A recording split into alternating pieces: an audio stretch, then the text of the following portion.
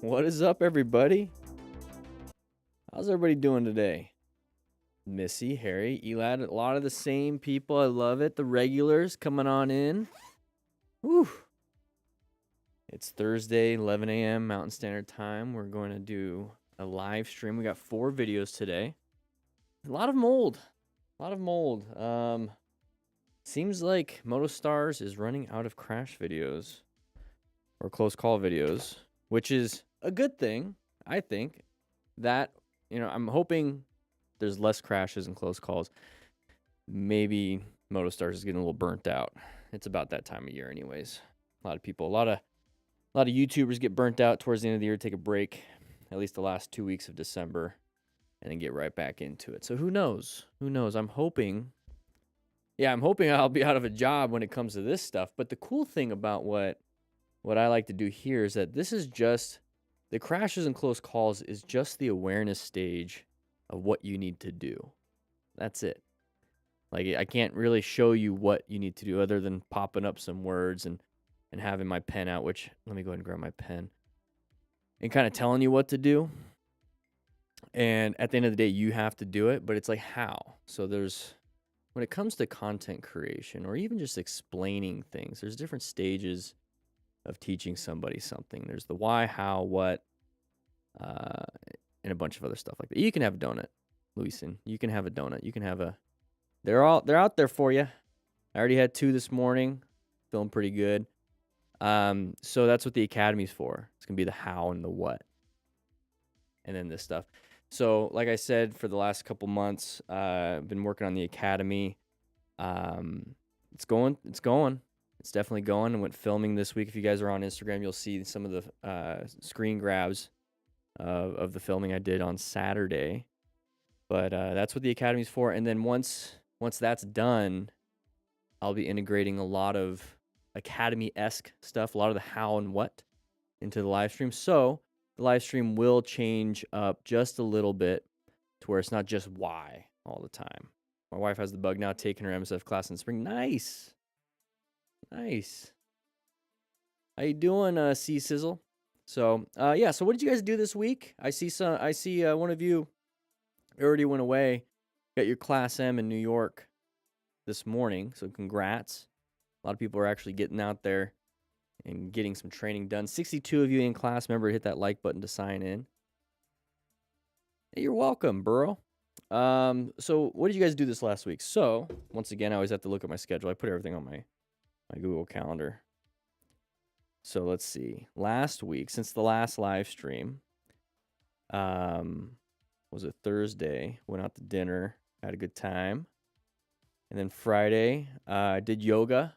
Typically, hey, thank you for the 99-cent donation. Typically, I do swimming, or I go swimming Friday mornings with a friend.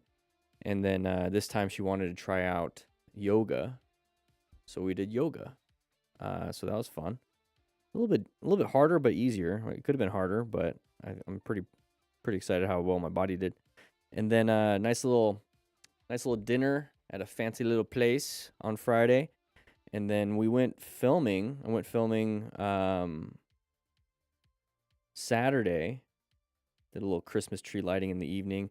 Church on Sunday. That was nice. Did a nice little hike Monday. Or did a nice little walk Monday. Been consistently working out, so that's been good. Ever since the Spartan race, it almost lost a little motivation because there's no true goal. So I'm going to come up with a new goal so I can be super into it again. Right now I'm just kind of maintaining. I want to improve. Went golfing on Tuesday. Shot pretty well. No birdies, but some close ones. Some pars and some bogeys. Did a nice little hike yesterday, Sabino Canyon, about 8.5 miles. Love it. And then today, we're here doing the live stream. Tomorrow, I'm gonna go swim. Some breakfast, nice little dance recital thing later on. Hike another hill on Saturday. A little work party in the evening, and then the person I swim with, her birthday She's turning 21 on Sunday. So that's pretty cool. I already got her a gift. I already gave it to her. I thought about that. I was like, man, I didn't get her anything, but I did. I gave her an early birthday gift. A sublimation printer and a heat press for t-shirts, which I'm hoping to make some t-shirts. I got some t-shirts in. I'm going to talk to an artist because I want to like change it up a little bit on the design, but I might do a limited drop of DDF Crew t-shirts where it's like pre-orders. That way I know the sizes. I'm not just buying a whole bunch, but literally just 100 pre-orders. Boom, boom, boom. It's going to be really cool. So that's going to be something that she's going to do with me. That'd be fun. And then I'll be in Vegas next week. So I might do a live stream on Wednesday instead of Thursday. 2 close calls from you in the video. Moto Gaga, you're in the video? No, really? In this one?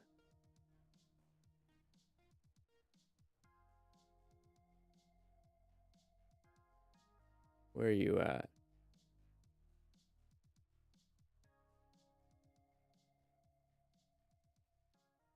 Like towards the middle? I'll find you.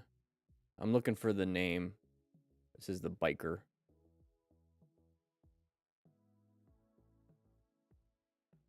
We have a DDF and crew member in here. One day and one night. Blue braids. There you are. Let's watch that right now. All right. Let's do that. Yeah, there's mini clip. Good. Yeah, sublimation is typically a poly cotton blend. So like what the shirt I got is a tri blend. There's a way to do it. So I bought some practice shirts. The shirts that I really love them. They're not these ones. They're different ones that I've tried. It's a tri blend, so it has some rayon in it. So it's gonna hopefully no scorching and all that stuff. I've Googled it, looked it up, but we got some practice shirts. She's played on a few of them already, and they seem to come out pretty well. The goal is to have like a logo, not this one, but a logo on the front, and then a logo on the back. But like well done, kind of like a DD from crew thing. All right, so the car driver decided to switch lanes just in front of me. I was able to swerve, but my husband riding behind me was forced to brake and had to stay behind the car. Oof. Let's take a look. A little bit of an open lane pattern right there. They kind of came out. Okay. There you are.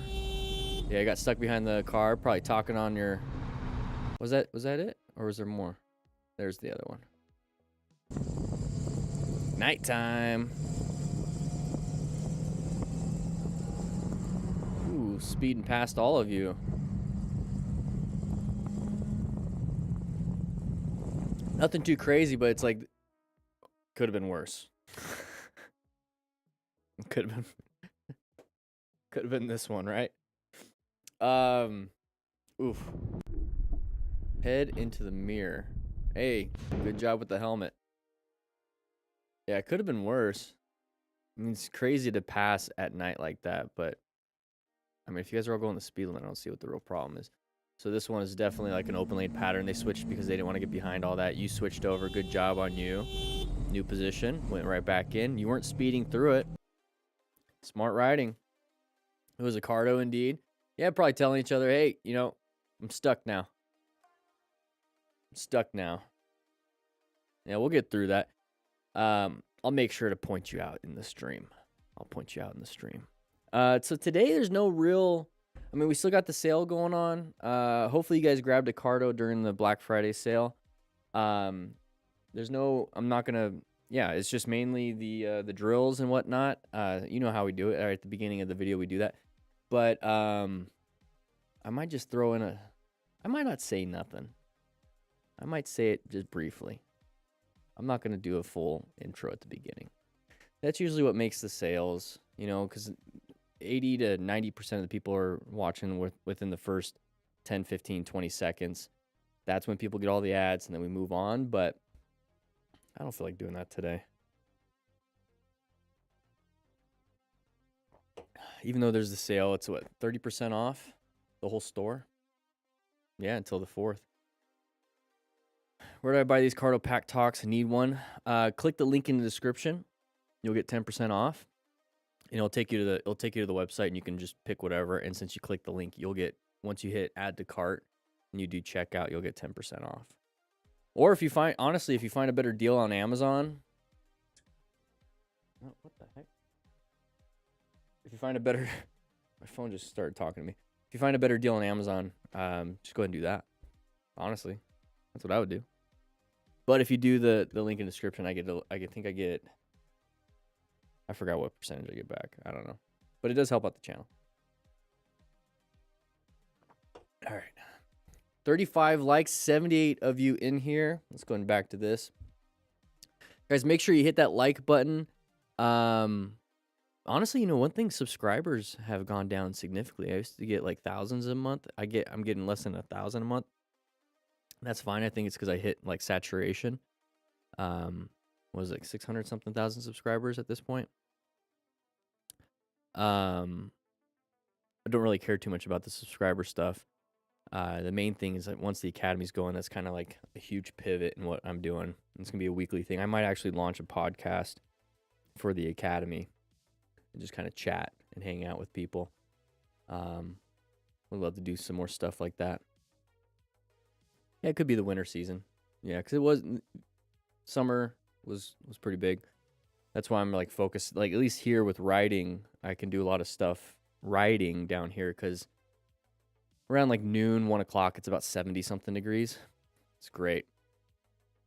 But yeah, I'm gonna actually bring it up to her name's Brooke.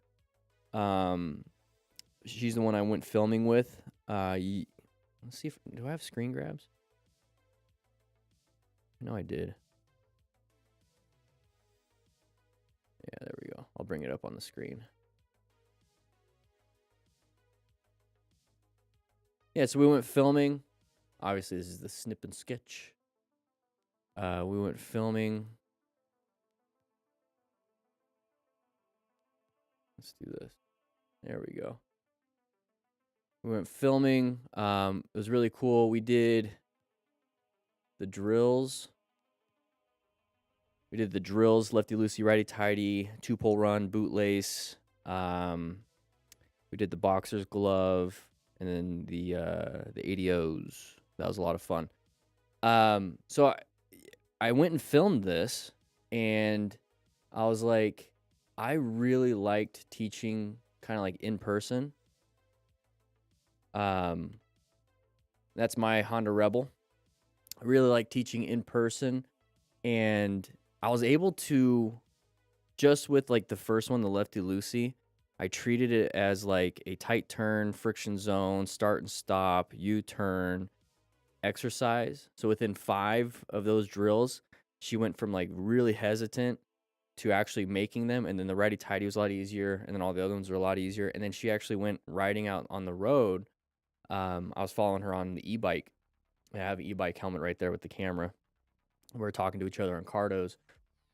And it kind of made me realize like the MSF stuff, how it's like chunked into at least like the first 8 exercises are like friction zone, turning, maybe like not a figure eight, but maybe like I think they do figure eight, like a U-turn, tight turns, all that stuff.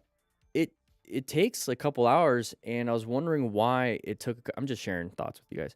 I was wondering why it takes a couple hours. It's like, well, it's like 1 to 2 instructors. 2 instructors if you have 12 people. It's 6 students per instructor, max 12 students, so 2 instructors. And you have to. And I was an MSF rider coach for 2 years. And I remember it's like it's really difficult to do one-on-one with anybody. And you're kind of like teaching to the class and hoping everyone's kind of like coming along. And so it does take time. You spend about 30 to 45 minutes per exercise to do it. And that's to teach them like motorcycle operation, where the primary, secondary controls are, like what friction zone, throttle control, like it takes forever with that many people. And it kind of got me in the idea of like, well, class versus tutoring. Like tutoring, you can get through a lot of stuff like super quick. And so when I started doing this, I was expecting it to take like 3 hours just to get through a lot of the stuff. And within 20 minutes, she was doing U-turns and figure eights. I was like, okay. So I kind of like stumbled onto something, and it made me realize,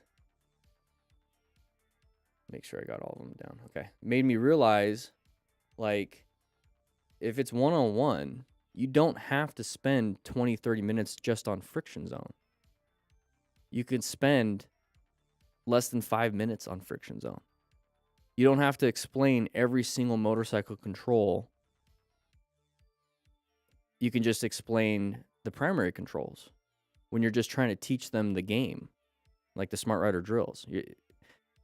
And I talked about this last week, where the idea was like, I'm gonna just teach her like to the game, and that's what I did. And it made me realize even more. It's like it's so much easier to focus on the game, and then just like, here's how you manipulate the motorcycle, just complete the game.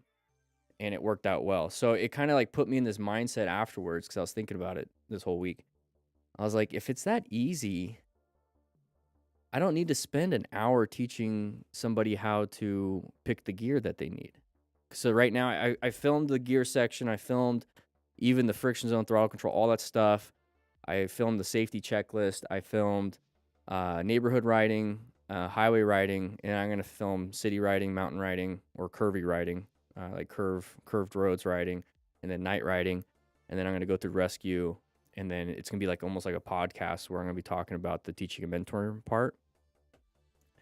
But it completely flipped my idea of motorcycle training on its head, because now I was actually teaching somebody versus teaching the principles and then trying to describe it. I think the academy, instead of being like 3 hours long, it's probably only going to be like an hour and a half, 2 hours long, but it's going to be super condensed, easy to understand information. And if it's an hour and a half long versus 3 hours, there's no reason to pad the time.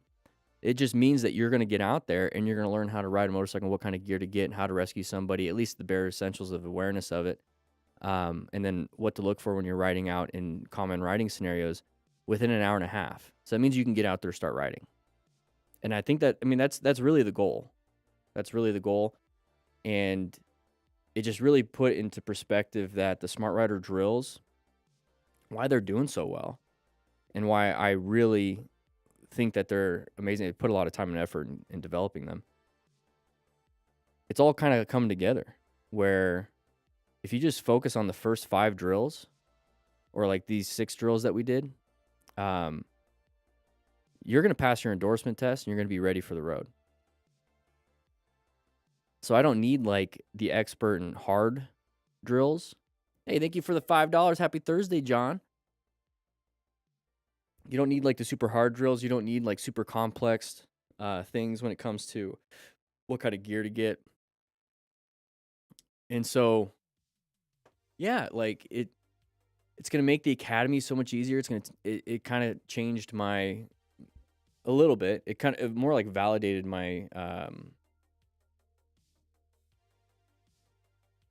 training principles and how I like to train others. Because a lot of people expect themselves to be experts at riding after the first training session. It's like that's never the case when it comes to anything. You're not going to be the best weightlifter. You're not going to be the best communicator in a relationship after one conflict. You know what I mean? It's just a continuously growth. That's the Kaizen method of learning, 1% better every day. And so, yeah, I'm excited. I'm excited about it. It's a lot of thinking. That's why I'm in my head right now, but it's pretty fun. We had a great time. And so now it's like, okay, well, let's just refilm the gear. I mean, basically I took away 8 lessons. No, I replaced basically like 15 different lessons in 5 videos. It was impressive. And so, yeah, I'm gonna look at the rest of my syllabus and curriculum and see what I can combine. So yeah, I'd like to see if she would like to go to cycle gear. I can point out what kind of gear to get. Obviously not buy it because she doesn't have a motorcycle and she's focused on other things, but and then teach her how to rescue, put on a tourniquet, how to pack the wound, how to do direct pressure, how to assess severity and all that other stuff. Basically teach her rescue, which would be beneficial for anything that you do. And that shouldn't take very long. And then the teaching and mentoring part is would be an easy podcast kind of a thing. So yeah, it's really cool. It kind of, yeah, I guess the curriculum that I've created is actually really easy to understand. You get into that imposter syndrome a little bit. It's like I'm creating something out of nothing. I'm manifesting it out of my brain. And I thought it would be more complex than it really was. And it really isn't, which is a good, which is great, because then once you guys get to see the footage, you're going to realize it's actually pretty easy, which is something I've always thought it was. But I guess after watching so many crashes and close calls, I'm like, it must not be easy to ride, but it kind of is. Which gives me a little bit of excitement to maybe do some in-person stuff, maybe do a meetup, do some drills.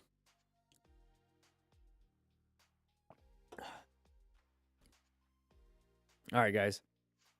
Yeah, I use was it churches if you're able to during the week.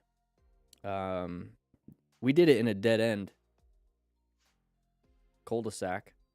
It was a pretty big cul-de-sac though. Let me go and bring that back up. Let's see if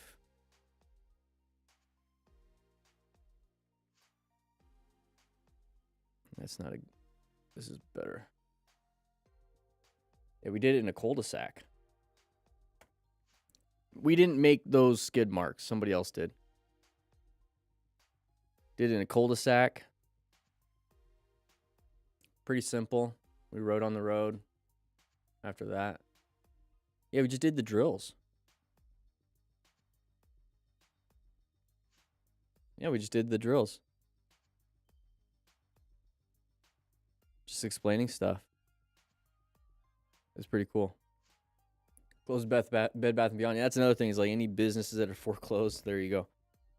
56 likes. Hit that like button. 100 of you in class today. Teaching her how to Tokyo Drift. That'd be insane if she could do that. Yeah, Chick-fil-A parking lot on Sundays. There you go. There you go. All right, so we do have 4 videos. 3 Motostars, 1 Chaos Riders.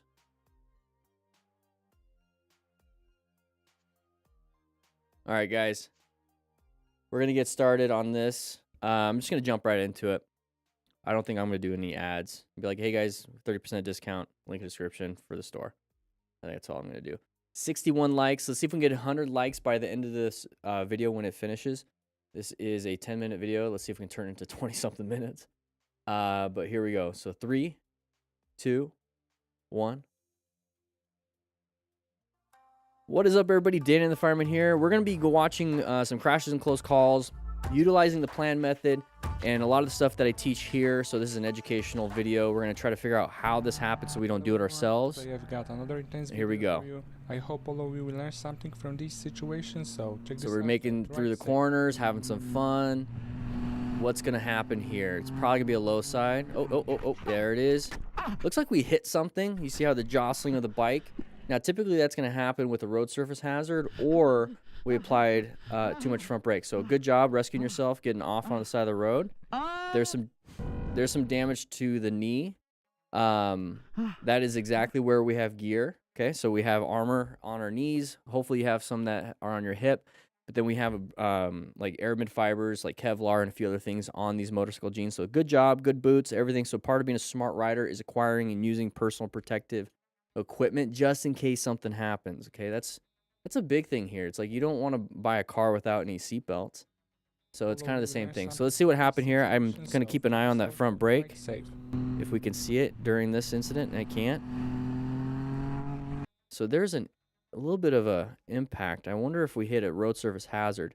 So if it was a road surface hazard, that's something that we can't really control if we just hit it, because we're so focused on making it through the turn. Sometimes you can see it, sometimes you can avoid it, sometimes you can't. Okay, what you can control in this situation, if it was his front brake and he was going too fast in the corner, it's like, oh crap, panic, and we apply the front brake, it can do that. That's something we can control. So if you're going too fast in a corner, just go ahead and roll off the throttle. You're going to get some engine braking and really focus with some intent to make it through that corner. If you can, try some progressive braking, some easy trail braking, basically. Another thing that you can do before going too fast into the corner is slow it down before the corner. Okay, that's going to be something that we can easily control. So there's a little bit of a jostling. It's going to mess you up a little bit in the middle of the corner. Maybe you panic a little bit, then you apply the brakes. Maybe you accidentally gave it, you just rolled off really hard and applied the brakes or whatever it was. You can't see his hands maneuvering the primary controls, but then we dumped the bike. So the reason why the left knee is all damaged because we fell to the left side. So we talk about mechanism of injury here. So we put our knee down, ripped everything up, but hopefully the armor protected the knee. Once you crash and you're like in the road, so part of rescuing, after a motorcycle crash is ensure your own safety. And so what you can do, or what you should be doing, is trying to get yourself, if you're aware you don't have like concussion and knocked out, is that you can move over to the side of the road because you don't want to get hit by any other vehicles. Leave the bike. So good job. A little bit of a panic, maybe some pain, but you got full gear. Actually, I want to see that foot, how it's laying down. Okay, he's just moving it down. So usually when I see something like that and like the feet are turned or like a little bit elongated, that's a hip issue, but looks like he's just setting his foot down. All right, let's move on to this one. Let's see what happens here. We're lane splitting. Oh, up and over. Okay, so why did we switch lanes? So it looks like, okay, so that car was making a shift to the right lane. So we're like, oh crap, we have to do an emergency maneuver. So we have to go into red stage and we have to swerve. This can happen, especially with lane filtering, because there's not much you have. Because you can't swerve left right here, can't swerve right because of the cars. Maybe we're going a little too fast for the area. So if all the cars are stopped, just go 10, 15 miles an hour over them. So if they're stopped, you're going 15 miles an hour. If we're going like 40, it's going to be pretty difficult to do an emergency swerve. So if you're going to do a swerve, make sure you swerve hard. Okay, swerve hard. Aim for that escape path over on the left side. Don't just kind of half do it, because when you do half do it, this is kind of what happens. So we do have gear. So thankfully, he has gear. Hopefully his back is doing fine because it's up and over. Oh, a little impact. Okay, looks like, ooh, that doesn't look good. Let's go take a look at that real quick. So we're in our lane. We'll edit right there. Let's see. So there's the white line. Oh, we switched lanes. So we're in the right lane. See, there's the edit. I was wondering what was happening there. So we're in the right lane. We switch over to the left lane into that car. We kind of did that. Maybe they were going fast and we didn't see that and we switched lanes, but it didn't look like we did a head check and everything. So make sure you guys do your head check. So it's real quick. You're looking forward. You want to switch lanes. You look in your left mirror. You do a quick head check. And that head check can sometimes be like, oh, crap, there's a car there. And you have to kind of swerve back in your lane. So do that make sure you do that head check, 360 situational awareness on that, so we don't accidentally clip a car, because you could see a car coming up pretty fast. So checking his left hip, that's where some pain is because he fell down. So we talk about mechanism of injury a little bit right there. Oh, car coming out, and we dump the bike head first into the other car. So the reason why the bike fell down like that is because we slammed that front brake. It lost traction because it locked up, and then now it's sliding. Instead of rolling, it locks up and slides. And when it does that, tires are a little concave like that. So it's going to go ahead and rotate in. You're going to fall down. So let's take a look at that real quick. What could we have done differently? We had an escape. You really got to go for it. You really got to go for that escape. Okay? Got to go for it.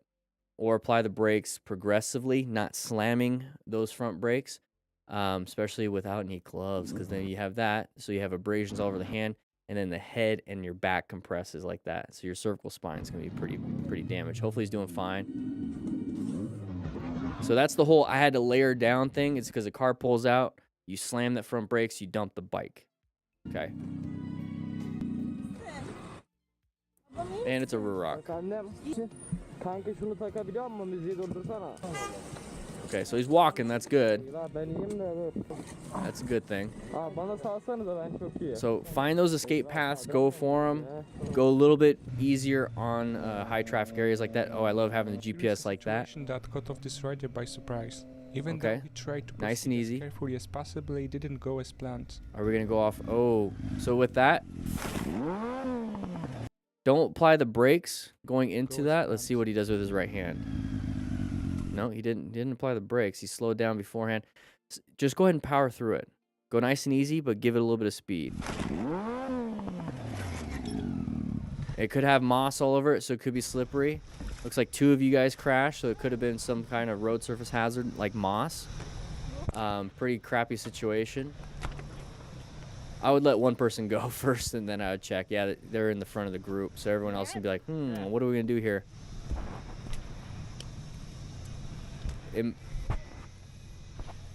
Yeah, pretty weird situation. Yeah, it looks like it's pretty muddy and mossy. So it's almost like riding on ice. So how do you do that? You go pull in the clutch and just kind of coast through, but have some speed. Have some speed, because if you give it throttle and you have that the slippery stuff like ice or moss, that rear tire is going to spin and you're going to start losing control. So just go ahead and coast right through it. Okay, here we go. Having some fun. Oh, right shoulder. What happened? So our foot got caught.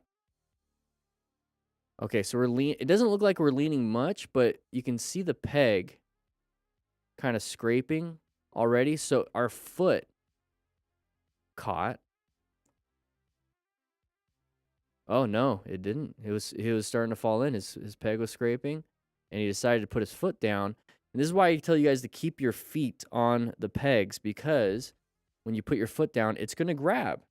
Okay, you got rubber on the bottom of your feet, on the bottom of your shoes. It's gonna grab. It's gonna sling you all the way back like that, and it's gonna really mess you up. So keep your foot on the pegs. Keep your bike as upright as possible. Do some counter leaning. Oof. All right. In the middle of the road. Okay. Oh. I don't like when people do that. Good job with the emergency progressive braking. Okay. So good job with this. We have a good space cushion right now. He's getting up to here. He sees them apply the brakes. It's like, what is this? So that's going to give you that uncommon thing in a common situation. So part of planning your ride is that you were in a good position for space cushion. You're locating hazardous situations. You see this person do this. You're assessing if it's a relevant threat. In the moment they really stop, they became an active threat. You see he's reaching for his front brake. Progressive braking. If we're speeding, if we're this close originally, we would have hit them. So good job with the space cushion. So keep it in mind. You want to maintain a space cushion for idiots like this. Shouldn't have done that in the first place. You don't have to do a U-turn to do that.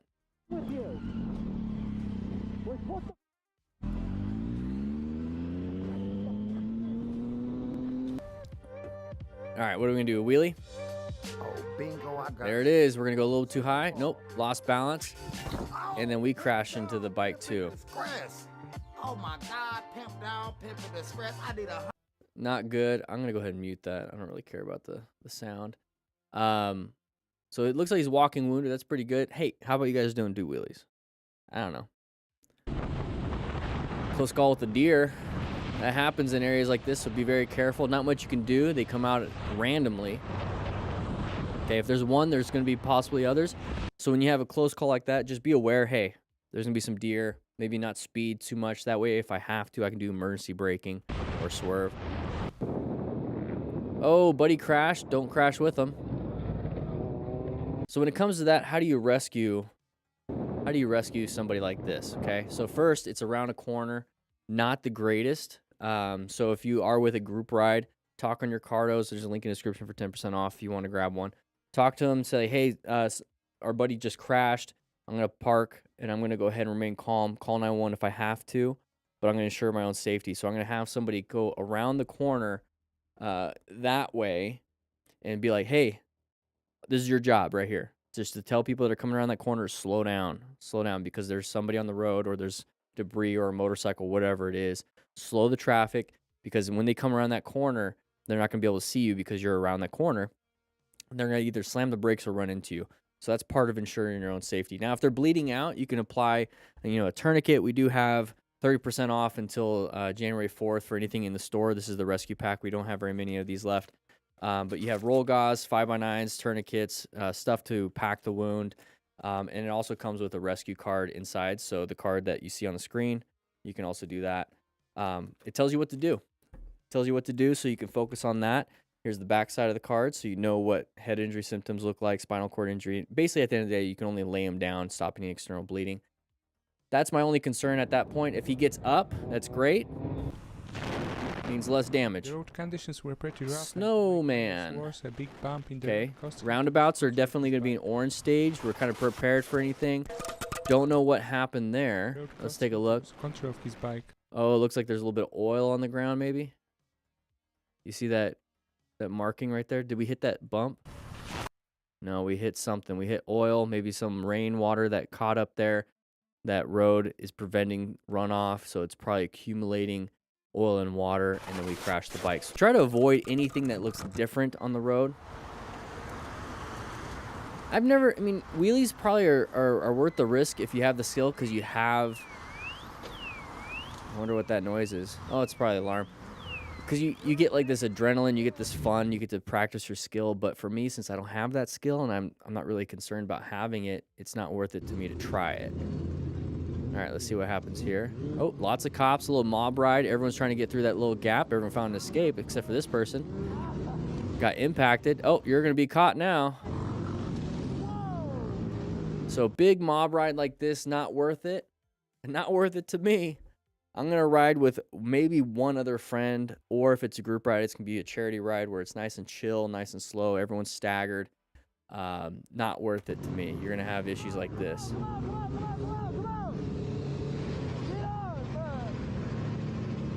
Amazingly enough, he was able to outrun the cop. But if his bike is registered, tagged, and all that stuff to his home address, it doesn't really matter at the end of the day. He could just deny that it wasn't him riding, but... All right, so we're going through here. I love having GPS navigation. We have the side of the vehicle. They're taking their sweet time to get to that left turn lane. Good job. So when we talk about positioning for safety, the plan method, this is what I teach. This is the main curriculum when it comes to riding a motorcycle safely, is that you are constantly looking for position for safety. And what that means is that you have a space cushion, good line of sight, and at least one escape path. If you don't have an escape path where you're riding, you're in a terrible spot. That means you can't do much. I like to have two, because 2 is 1, 1 is none, right? If one gets taken away from you, you at least have a backup. So let's bring that back up here. We're also locating hazardous situations, typically intersections, corners, when you're side by side of the vehicle in a blind spot. These are hazardous situations, but you also have to assess if it is a relevant threat. So what that means is that if you see, like, if you're side by side with a vehicle, but they're not really coming into your lane, they're not really a relevant threat until they become an active one, but it's a possibility that they are. So you're gonna have to navigate these active threats. Let's bring that back up one more time. So you're gonna have to navigate active threats with a swerve, emergency braking, maybe even emergency acceleration to get yourself back into a brand new position for safety. Then once again, that position for safety is a good space cushion around you, a good line of sight so you can see what's ahead of you, and then also having that escape path. So you're constantly rotating through all these things. And this is part of the MTC awareness stages, where yellow stage, you're zoned in, just kind of riding, having a good time. You're focused and paying attention. Orange stage is when you see those intersections, you see those corners coming up, you see that there's something happening when it comes to like an open lane pattern side of the vehicle and a bunch of other patterns that we talk about. And then red stage, you're going to have to actually do something about it. White stage, you're zoned out, not paying attention. You're talking on the phone or you're looking at your phone. Brown stage, you completely failed in your maneuvers. So you either have a close call or you have a crash.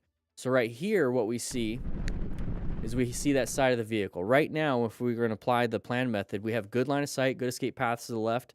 We can accelerate. We can apply the brakes. Hazardous situation, intersections coming up, people possibly coming out at you. You see the side of the vehicle already. They're not in your lane, but they're pointed at your lane. So it's possibly a relevant threat. So at this point, what I'm doing is rolling off the throttle just so I can buy myself some time, kind of get like, what's happening here? And if it becomes an active threat, I'm already prepped for a swerve or a brake. So right here, their inner lane, you see him starting to use the horn to kind of get their attention. I don't like using horns or rev bombing just because people can't hear it. They're not even looking anyways. So right now I'm looking at the escape path I already prepped for, which is the left side. I can also swerve right. Doesn't look like there's as many cars. I can also apply some really good progressive braking and stop in time if I wasn't speeding or going too fast. Or I can apply some brakes and then maneuver into an escape path because when I'm applying the brakes, it's buying me some time to make better decisions. So we're coming up to here. So he slowed down a little bit. He may be downshifting a little bit. He sees that this person's in their lane. They're kind of slow. They're not gunning it through. So right now we have an escape path to the left. So that's what he's doing, putting himself in a brand new position for safety. Okay. So good job with the swerve. Found the escape. New position for safety. Now we're in the left turn lane. We want to go straight. We're going to do a quick head check.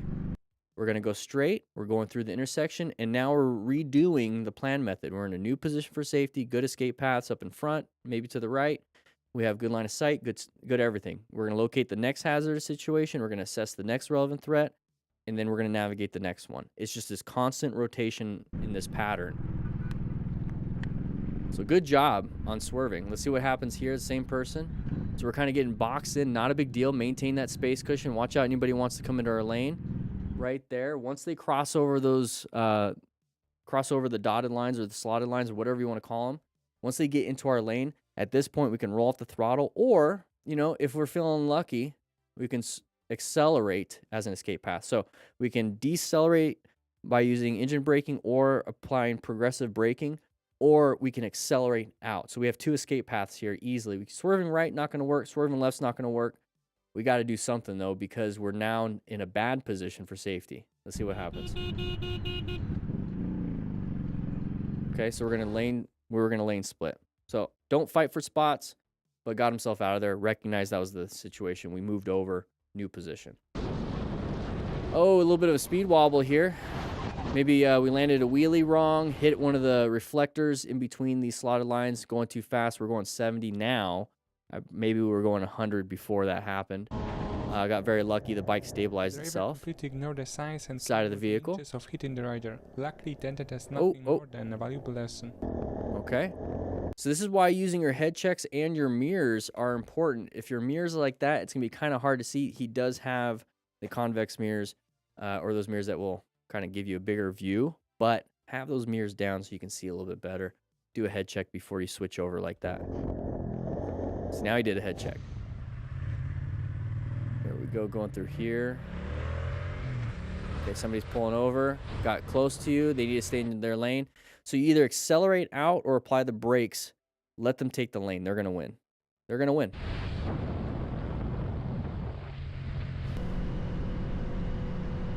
All right, it's Christmas time. Somebody's, once again, switching into our lanes. We are staggered right here. We can apply the brakes, or we can roll up the throttle, let them in.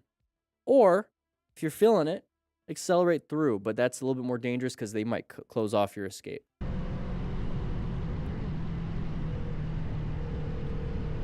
Using a Cardo right there, very nice. Once again, 30% off in my store, 10% off discount at Cardo, links in description. Hey, there's a deer. Good job slowing it down, seeing what they're going to do, and then we're going to go ahead and accelerate out of here. This next is a reminder that public roads aren't a racetrack, and pushing your limits in heavy traffic is never a smart move. Exactly. Oh. Good job with the braking, though. Exactly, Motostars. Public roads are not a personal racetrack. And pushing your limits in heavy traffic is what never happened a to smart him? Move. Oh, hit a rock. You see that? So he hit something. So on a racetrack or a track day, you're not going to have to deal with that a lot. And if you did, for some random reason, you have a nice little runoff. So he either slammed the brakes or hit a rock. I think he hit a rock because that happened real quick. I'm trying to see if I can catch the rock on the... I won't be able to. So he's up and over, slipping and sliding and everything. But when it comes down to the rider that we're using, with the point of view, good job with the braking. Good job with the braking.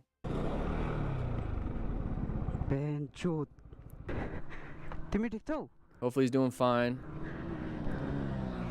But yeah, road surface hazards when you're speeding like that, not good. He's leaking out some green fluids. Got a little antifreeze, some coolant. Stop signs are considered yield signs while on bikes, okay? Nah, I don't think it is. That's called a high side. So he started losing traction, gained traction, flipped him up and over. So stop signs are still stop signs. So be careful. Just because it's on an e-bike doesn't mean that you can't do that. There's power to that rear wheel. You're on bicycle tires, not motorcycle tires. Ooh, uncommon thing in a common situation. The uncommon thing is you have headlights in your lane. The common situation, you're just riding. So if you see headlights in your lane like this, we're coming around a corner. So position yourself because you don't have a lot of room. They're going to take up a whole bunch, right? They're going to take up like this whole room. So aim for this area as best you can. And it's easier to do that when you're going the speed limit or a little bit slower. So you might want to roll up the throttle, wear some gear, wear some gloves. Horn doesn't work as much. They don't really care. They knew what they did. All right, so we're riding with, it's a nice little group ride. Same situation. You see, naturally you do it. We're in the left side of the lane, right? Naturally you do this, but I want you to be more aware of it because on situations where you just kind of naturally move over the lane, in an emergency situation, in a crisis scenario, you're either going to freeze or act. And I want you to start acting. And the only reason why you start freezing on some of these crisis scenarios where you have to swerve hard is because you don't have the training. So if you have training in your swerves, your emergency braking, your emergency acceleration, and you actually practice it, I like to go when I'm out on the road and I see a manhole cover in the middle of my lane about 100 feet ahead. I aim straight for it and then quickly swerve around it. And that's just practice here and there. Now, cops might think you're being a little dangerous and you're reckless and you're driving, whatever. Just, if you get pulled over, be like, hey, I'm practicing. I saw a manhole cover, saw it last second, switched over. I didn't want to get hit. I like to do that for every now and then. But if you notice, naturally, we're in the left lane, sees the vehicle, applies some brakes, and is in a new position for safety. So naturally, this happened. I just want you to be aware of it. Just be aware of it. Use it as a tool. Don't just trust your body to do the right thing in the wrong moment, basically. Do the right thing because you've practiced. Which, we do have drills. Hey, it's this guy again. We do have drills, 30% off in a parking lot. Have some fun. Non-issue on this one, really. And that's exactly what we did. Big cool dog. Here we go. Oh, hit a bump. Hit a bump, mess this up. All right. Probably hurt your junk a little bit. All right, here we go. We have the side of the vehicle pulling out, a little left turner. Good job with the progressive braking. Handled the situation. Yes, close call, but you kept yourself safe, so that's really important. Let's see if we can power through some of these. So Rohan's Sharma. I need to keep a safe distance, especially when roads are this busy. Yeah, they are pretty busy. So what he was talking about keeping the distance is keeping that good space cushion. You want to have a space cushion so that you can swerve, brake, whatever it is. Also, line of sight is probably blocked by the vehicle in front of you. And this is the concept right here. If you're super close to a vehicle, you see how hard it is to see around something? But if you're further from the vehicle, now the vehicle's smaller, it's much easier to see around something. So really important to maintain that space cushion. I get it, you're in congested traffic and everything. So part of that is putting yourself in a better position for safety. So right here, so now your line of sight is that versus line of sight is blocked by this vehicle. Okay? So just kind of move over to a different position if you can. Important. Now these roads are a little bit different in the United States. There's some structure to it. Doesn't look like there's any structure here. This is also why you're covering your front brakes just in case. Apply that good progressive braking. So almost hit by a car driving the wrong side of the road. Same situation. What are we gonna do? We're gonna position for a new position for safety. Okay. Oh, just straight. It's a one-way road. I thought it was gonna be in our lane. So just moved over. Not an issue.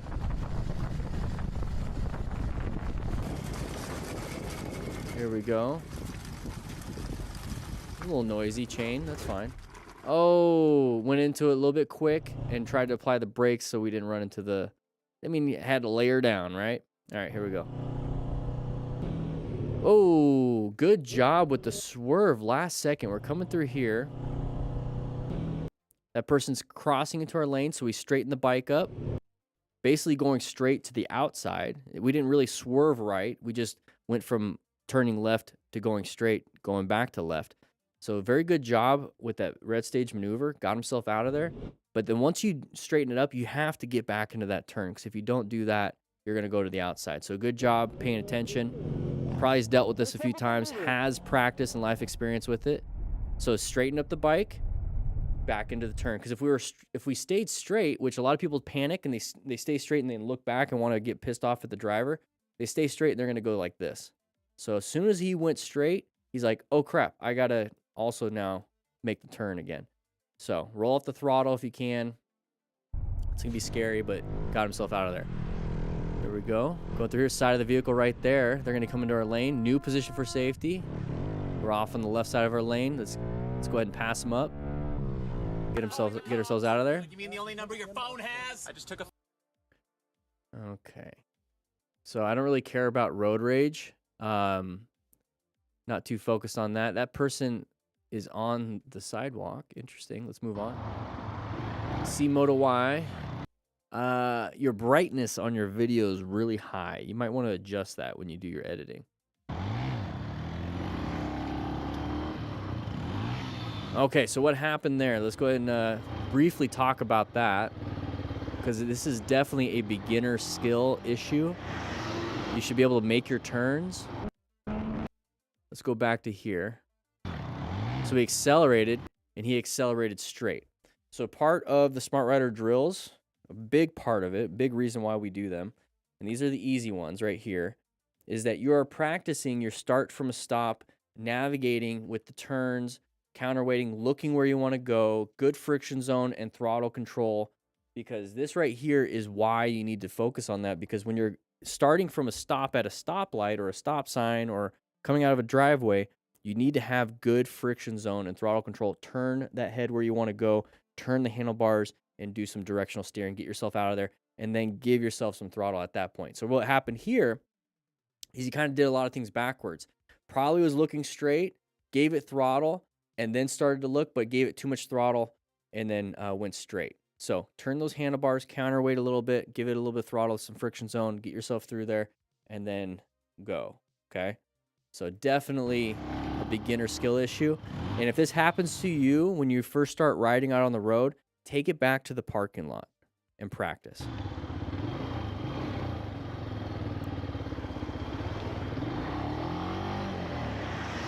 Take it back to the parking lot and practice.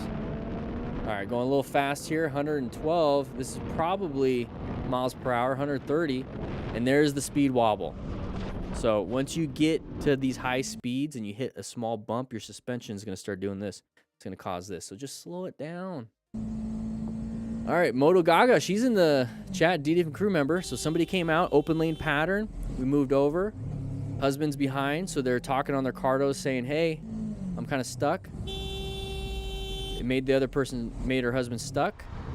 Okay. Good job maneuvering around that. Good swerve. So Yami from Miami, mistakes were made. Ooh, almost hit that car. Almost hit that car. So we're going from that person probably creeped up in there. So it was probably a one lane. They were off on the left side of the lane. The car decided to creep up. Wasn't paying attention. Didn't see it in the peripheral vision. Almost did a nice, like a really nice tight turn. Almost hit this vehicle. Almost hit that person. Looks like they weren't following their GPS. Looks like the GPS says to turn left. And then it recalibrates. And it says he has to do a U-turn. All right, Moto Gaga once again in the chat. Okay, car passing everybody. Passing all of it. It's pretty dangerous for a car to do that, but I mean, if they don't see anybody in there, perfectly fine. Nobody panics. That's great. You guys are all chatting, probably telling each other, look at this guy. Pay attention, watch out.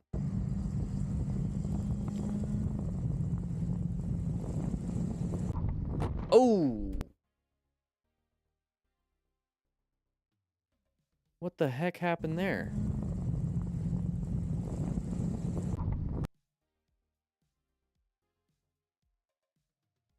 Are we in our lane?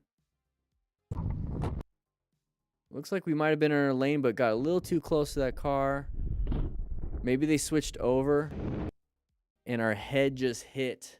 It was a 10 motorcycle riding column, by the way. That's a lot of people. You got a lot of friends. That's cool. Probably switching our lanes, hit our head. So this definitely tells you the importance of wearing full gear. So being a smart rider, we have full gear, full face helmet, protected our forehead. If we hit our face, it would have protected our face. But imagine hitting that with a half helmet or 3/4 helmet or no helmet.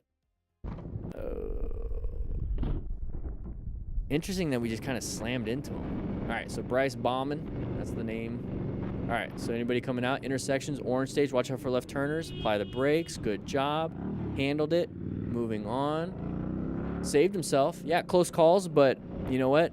You applied good progressive brake pressure, you weren't speeding through it. So another side of the vehicle, they stopped, we were slowing down just in case, and now we're out of the situation, so good job locating that hazard and assessing. Watch out for anybody wanting to come into your lane. Good space cushion in front of you.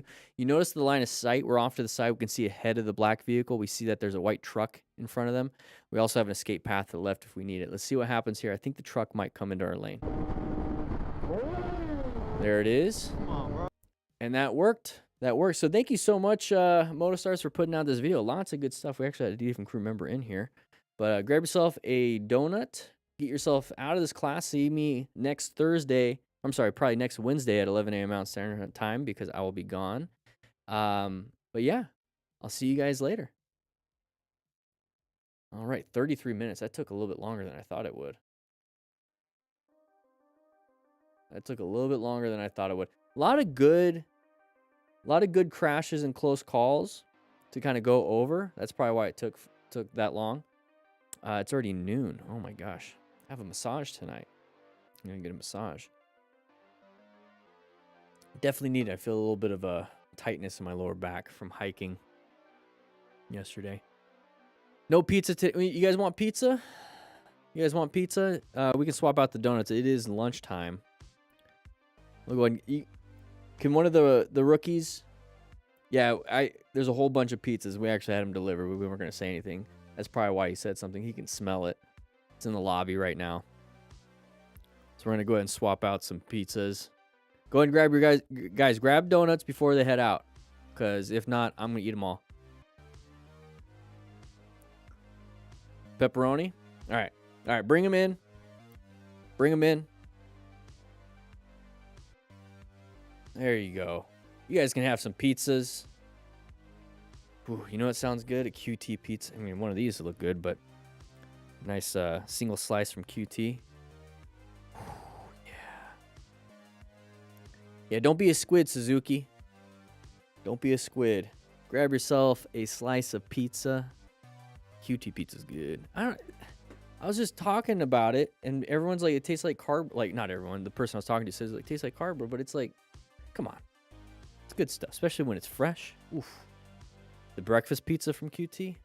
Yeah. Yeah. You're gonna bring wings next week? Nice. We can get sushi. We get sushi. I love sushi. It's a little bit difficult. You guys get it all over your fingers. I don't know why you don't use chopsticks. It's weird. And but we got pizza, we got napkins, we got donuts. We make it. I try to feed you guys. Tacos would be good. I had tacos Tuesday. I went and got tacos. Oh, my beard is all nasty right now. It's all like, I have like beard head. I went sleeping. I didn't comb it out today.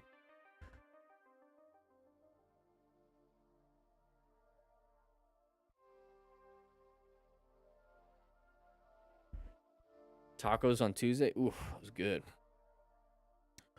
It was good. Made the hiking session really well.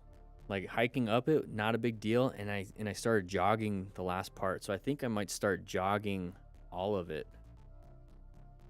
My goal is to maintain distance because I'm doing 120 miles a month. What am I at right now? What is today? Today is the 12th. Am I on pace? I've got 39 miles. I have 39 miles so far today, or this month. That's not too bad. So it means I have to hit 20 more by basically the 15th. So I got 3 days to do 20 more miles.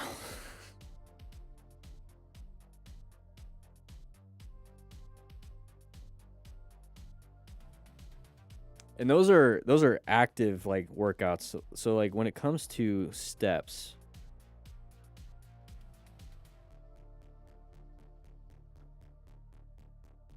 the last 31 days I've averaged 15,660 steps.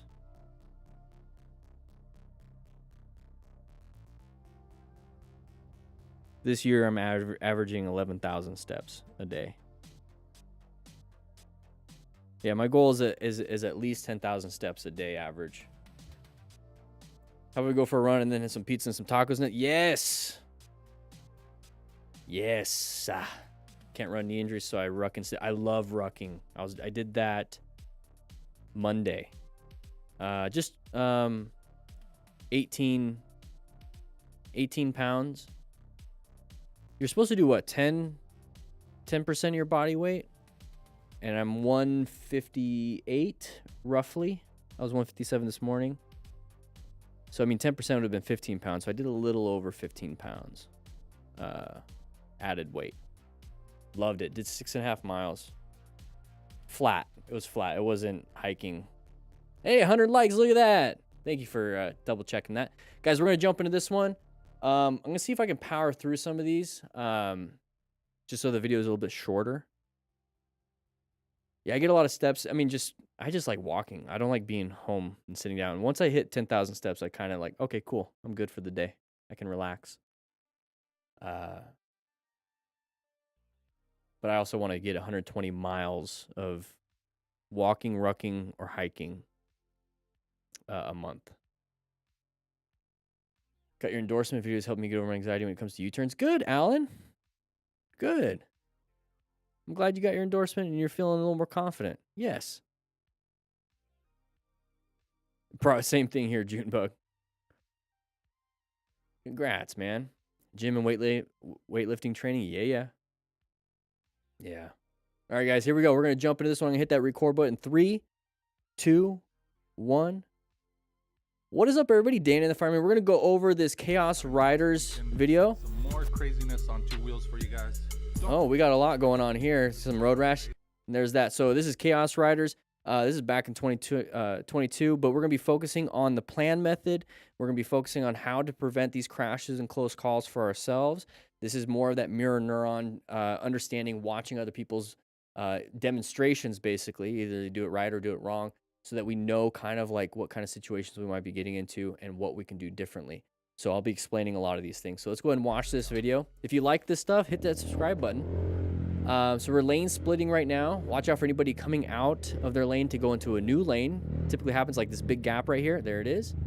Good job moving over and applying the brakes. Now, the one thing that really helped him out on this is that we weren't going super fast. I'm assuming it's 34 kilometers an hour in America units. Let's just cut it in half. Let's say 15 to 17 miles an hour. Great. Especially in Arizona, the law does state that you can only lane filter 10, I think it's like 10 miles an hour over. It might be 15 miles an hour over the flow of traffic, and the flow of traffic has to be stopped. So you are only going 10 to 15 miles an hour at all.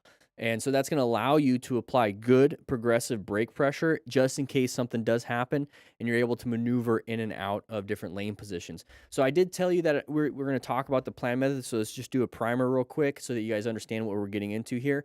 Is that the goal is to constantly put ourselves in a new position for safety where we have good space cushions, at least one escape path, and good line of sight. So we want to be able to see where we're going to. Also, locating hazardous situations like this is a hazardous situation because your escapes to the left and right are diminished. You can only really accelerate or decelerate, so good progressive braking to get yourself out of there or good emergency acceleration to get yourself out of there. So it's a hazardous situation. Corners, intersections, being in somebody's blind spot are hazardous situations, so you're constantly locating those. Also assessing the relevant threats and then navigating those active ones. And a relevant threat is somebody trying to merge into you, start doing some stuff, and then they become an active threat. So you got to get yourself out of there with emergency acceleration, emergency swerving, emergency braking. One of those things. Only 3 things you can do on the road. So you don't want to layer down any of that stuff. So when I was talking about recognizing patterns, So right now, none of these vehicles can switch over unless they're going to hit another vehicle. And typically car drivers are looking for other vehicles. We talk about a little bit about inattentional blindness. And what that means is that car drivers are looking for other people like them. Okay, so their brain is focused on that, and it actually removes anything else. And so most people on the road are car drivers. So car drivers are looking for car drivers. Their brain shuts off because there's too much information coming in, so that it shuts off the view of pedestrians sometimes, definitely motorcyclists. That's why you feel like you're invisible out on the road, is quite literally other people's brains are not recognizing you out on the road. And if you understand that, that means you are invisible, which is not good. So you need to make yourself visible or keep yourself safe. That's your job. That's your responsibility. So we're coming up through here. They can't swerve. These vehicles can't swerve left or right because they're going to hit other vehicles, because that's what they're paying attention to. But if there's a big gap like this when you're lane filtering or lane splitting and you see a gap like that over on the left, they're looking over and they're recognizing there's no other vehicles there. That's a possibility. It's a relevant threat. You're assessing if it's a relevant threat if they can come over. Okay, that's one of the things you got to be concerned about. So when you start to see that stuff, and you're like, kind of weird, you slow it down a little bit. You prepare for your escape path. And if nothing happens, nothing happens. But if something does happen, you are prepped for that. You can do this in your car. You can do this when you're walking on the sidewalk. Definitely do it if you're riding a motorcycle. So they switch over like this. He's reaching for that front brake, was not speeding. He's going to do some good progressive brake pressure. He's going to move himself off into the new lane. Now, you could stay right here, but he's going to move himself off in the new lane. The one thing that's going to save him is that progressive braking. And this is why you practice your braking skills out in the parking lot. And right now, there's 30% off of everything in the store, but one of the main things that I like to do is the Smart Rider drills. Lefty, loosey, righty, tighty. It starts getting harder and harder and harder until you get to expert mode. 30% off on this. Ship it out. It comes with the digital drill booklet. We were just talking about exercise before the live stream started, but it does come with the digital version of it. So you can put this on your motorcycle. That's how you set it up. 10 cones, set on your motorcycle, practice in a parking lot. You're going to practice how to maneuver a bike, especially at slow speed. Good job with this. Now we're going to go ahead and power through a lot of these things because you know what the plan method is. We're going to apply that to every situation here. So we're going pretty fast. We hit a deer. We're doing fine. Now that could, if it did hit your shin, it could break your tib fib. So that's not good. After you hit something like this, especially big, you're going to want to pull off on the side of the road and make sure that your bike is actually still functional. Because right now it might be, but you might have some damage. You're starting to leak a lot of fork oil, whatever it is. You might not be able to make it home. So just double check. If you think you can make it home, make it home. If not, see if you can call a buddy to pick you up. Overall, that sucks, but make sure you wear gear. If you notice that he doesn't have any gear, so if he did crash the bike, you're going to have a lot of road rash, a lot of impacts on the elbow, shoulder, and all that stuff. Does have a helmet, because that's why we have a GoPro or something. Has gloves, hopefully some boots and some pants, but definitely not a jacket. Highly recommend getting everything, because part of being a smart rider, I know the text is kind of messed up, is acquiring and using. These parts are the plan method. Rescue is the rescue card and the rescue booklet that we have in the store. It's going to teach you and show you what you need to be doing. And then teaching and mentoring. All right, so we're going through heavy traffic. Watch out, anybody coming over. Rev bombing doesn't really help. Position off to the safety. Don't do that. Wouldn't recommend it. You're gonna hurt your hand, possibly get in trouble. So we're moving through here. Intersection, orange stage. That's gonna, ooh, a little bit of a panic brake. Okay, Rider grabbed a handful of front brake, causing him to go down. So how does that happen? So we're gonna explain it just real quickly. So we're coming up to here, maybe a new rider, maybe not paying attention. We're probably, these are the MTC awareness stages, probably zoned out, not paying attention. And then we went to brown stage, panicked. Okay, we don't want to do that. We want to stay in yellow stage, go into orange stage on intersections and stuff, and red stage is that emergency maneuver. So we did an emergency maneuver, but it wasn't the appropriate one. That's why it's called brown stage. So we're coming up to here, scared immediately from that. So we panicked. And so we're going to grab that front brake. And what's happening is that front tire is rotating right now. And that's good because now we're moving forward. But once we apply that front brake, it locks up. And when it locks up, it's going to start sliding on the ground. and then it's going to start sliding left or start sliding right. Right now he's turning left, so it's going to start sliding in left, and then it's just going to fall over and you're going to lose balance. That's what happens. Didn't have to do that. Maybe paying attention. Face first into the ground. We have a full face helmet. Very good. Nice duck boots. Hopefully no injuries. But that face hits, and your brain's going to slosh around, so you might have a concussion. See, all these things are preventable. I hope you guys are understanding that. Okay, I'm trying to explain to you what you could be doing differently. So that person maybe shouldn't have been on that road. So oh! There's the impact. Okay, once we see that,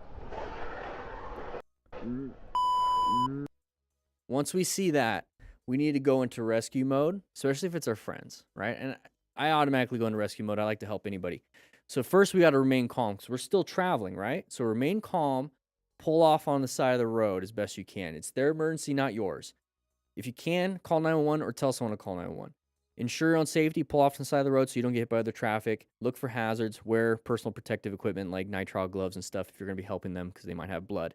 Stop any major bleeds. If they start bleeding out, like a leg laceration, whatever it is, direct pressure, tourniquet, or packing the wound if you know how to do that. Highly recommend taking a stop to bleed class. Quickly assess the severity. Check, see if they have any of these symptoms. At the end of the day, all you can really do for treatment is that right there. Stopping external bleeding, lay them down, and keep them warm. There's the impact, not good. Possible broken bones, overall not good. That's why you want to call 911. Let's see what happens here. So if they're walking wounded, that's a good sign. But at the end of the day, I just go ahead and sit down, stay sitting down. Because if they do stand up, their blood pressure could drop, and then they pass out, and then they hit their head from standing, which isn't good. So right leg injuries, hand injuries. Okay. So we're at an intersection. Hopefully nobody hits us from behind. Okay, we're stopped. We're doing good. Nice jacket. Looks warm. Oh, there it is. Once again, intentional blindness. Didn't see us. Just straight up didn't see us. Which doesn't give him an excuse to hit us, but it gives you an understanding. And this is why we wear gear, just in case somebody does this. Ah, my ears. Intersection coming up. Orange stage. They're crossing over. Crossing over in our lane, we use an air horn. That's fine. All right, moving on. Senor Frog. What do we got here? So good space cushion in front of us. Very nice. Rider sees pedestrian and starts to slow down. Oh, we're going to get hit from behind, aren't we? Look right there.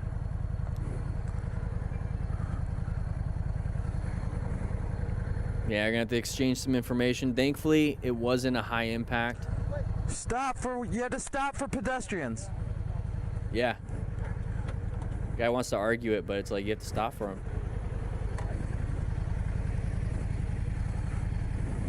There you go, side stand down. It's not bad. I wouldn't want to worry about the deductible. I would, if you have video, just go and get their license plate. Be good. Handled it real well. No. He's not happy, but he's like, we're just gonna end this. We're not gonna escalate it. We're not gonna. So good job handling this. Because you're not gonna get what you want if you escalate it. Pay the attention, dude. Yep. All right, let's see if we can move on. There we go. Going a little fast. Sharp left turn, 25 miles per hour, recommended. It's almost like a U-turn. Somebody was not paying attention to that. You see that dust up? That's going to give you in that remain calm, ensure your own safety mode, and then you can go ahead and help out. So let's see what happens. Hopefully it wasn't a high-speed crash. Somebody picked up the bike already? Nope, bike's way over there. Hey, there's an escape, though. Yeah, just lay down. Just wait a second, and then when you feel how you're feeling, don't move. Yeah, your ankle looks fucked, bro, right? Something else. Yeah, that ankle does not look good. Look on the bottom right. See if I can get it where his head's not in the way. Okay, that ankle's probably broken. Not a lot of people can put their leg or their ankle down like that.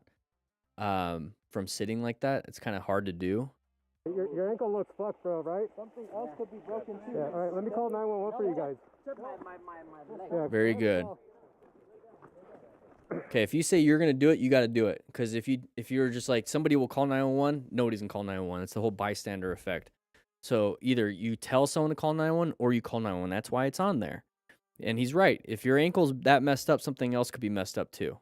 Okay, that when it talks about mechanism injury and all that stuff, that's exactly it. So insurance, safety, they're doing everything right. I love it. Doing a great job. You got a phone? Yeah. I don't know where we're at though. We're on 9. Rider ended up with a broken leg. So they're just going to provide first responder treatment. There's no ambulance on scene, so they can't do a transport yet. They usually come a little bit later. But they at least would be able to splint it. All right, here we go. Oh, close call with a deer. Got very close. Let's go back just a little bit so you can see that. There it is. You wouldn't able to do nothing. Oh dear. You wouldn't have been able to do nothing on that one other than wear gear in case you crashed. Intersection, orange stage, prepped and ready. We're going to lane filter. Not a big deal, especially in Arizona now. What did we hit?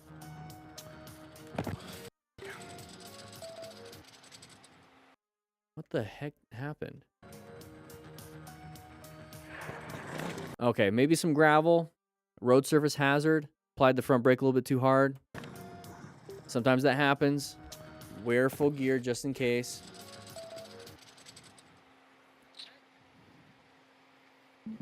Intercom failed. Try again later. Yeah, I'm good. Oh, he's leaking First a time I little ever bit. dropped it. Oof, it was a Ducati. 25 years. 25 years. Yeah, see, even with 25 years experience, random road surface hazards, random situation, you never know. Wear full gear just in case. Not wearing full gear here, just a helmet and gloves. And then we're going to dump the bike, and then that right arm.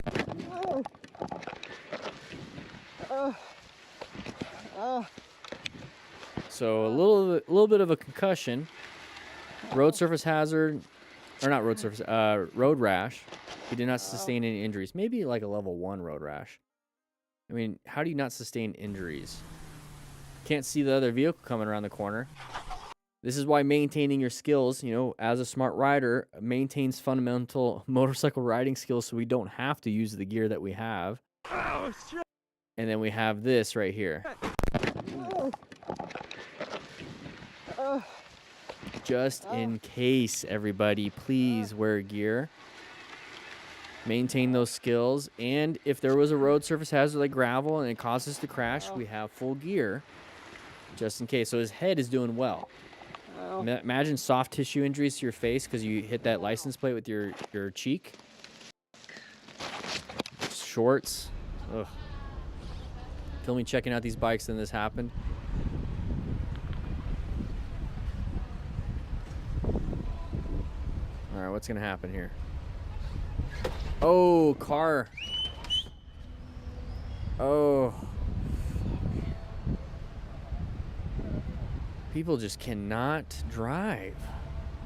Yeah. Do a wider turn. He ran over that whole tire. You can see the oh, she ran over the whole tire. All right. What's that? See that? Thanks for the timestamps. All right, here we go. We're boxed in. Why am I looking at the bus? Roll off the throttle and don't stay in this spot. You have no escape to the left or the right. You can't accelerate out. All you can do is roll off the throttle or apply the brakes and just like back yourself out of this situation. What's going to happen?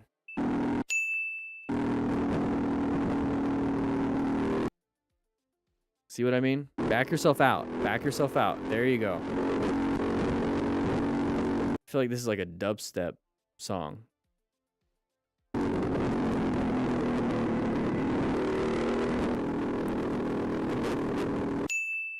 Okay, bus is coming out. Watch out. New position for safety. Everyone's swerving around. This, as much as I don't like American drivers or honestly, any drivers, I would rather drive in America than deal with this. This is terrible. Everyone's just doing whatever they want.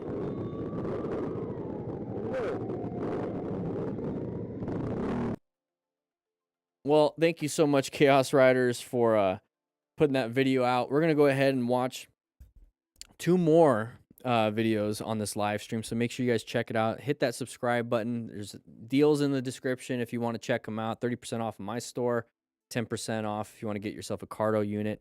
Hit that like button, hit the subscribe button, whatever you feel comfortable with. But I will be seeing you guys next week, and videos out every weekend. All right, ride safe. So there's that. And I'm feeling like low energy today. Feeling a little low energy. Let's go ahead.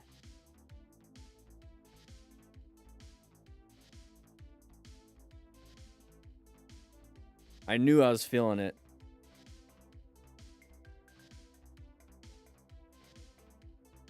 We're going to do the 3X. We're going to do, was it 300 milligrams caffeine? Whoo-wee. I'm not going to leave. We got 2 more. I'm not leaving. I should eat it. I think that's the problem is I had 2 donuts. Well, I had a donut. Not 2 donuts. I had a donut today.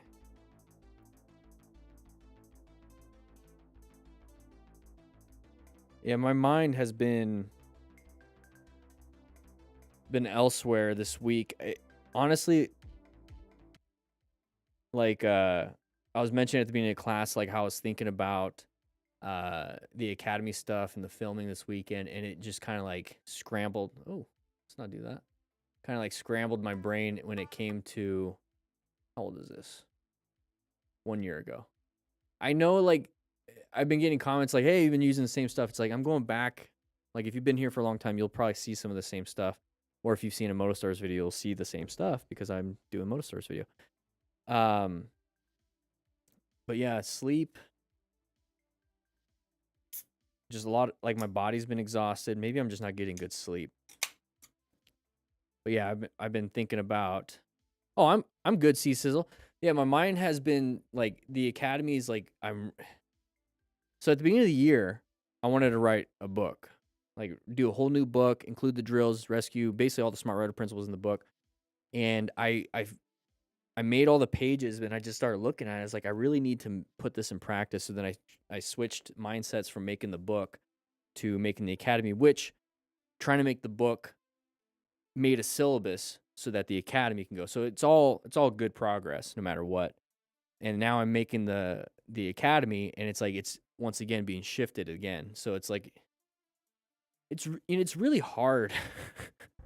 It's really hard to come up with an idea, have it structured, have it in a way that is taking all your knowledge so that it's easy to understand for those that don't have that the same life experience I have, and then put it in a package to where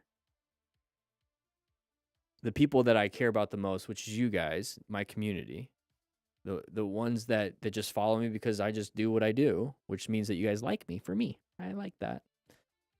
And I want to serve you guys well. And so it's just really, you know what I mean? Like, I put a lot of expectations on myself to serve you guys. I just want to do you guys right. Take that however you want. So that's just kind of where I'm at, you know? And then I want to make these live streams even better. Better. How you doing, Luke Gurr? Croy Camaro? C-Sizzle? Thank you. I appreciate that. Welcome, Dominic. Also, if you are a member, we've been getting a lot of new members, but if you are a new member, after these live streams, I edit these videos, and then I at least give one of them out early, like right away. to new members or to members.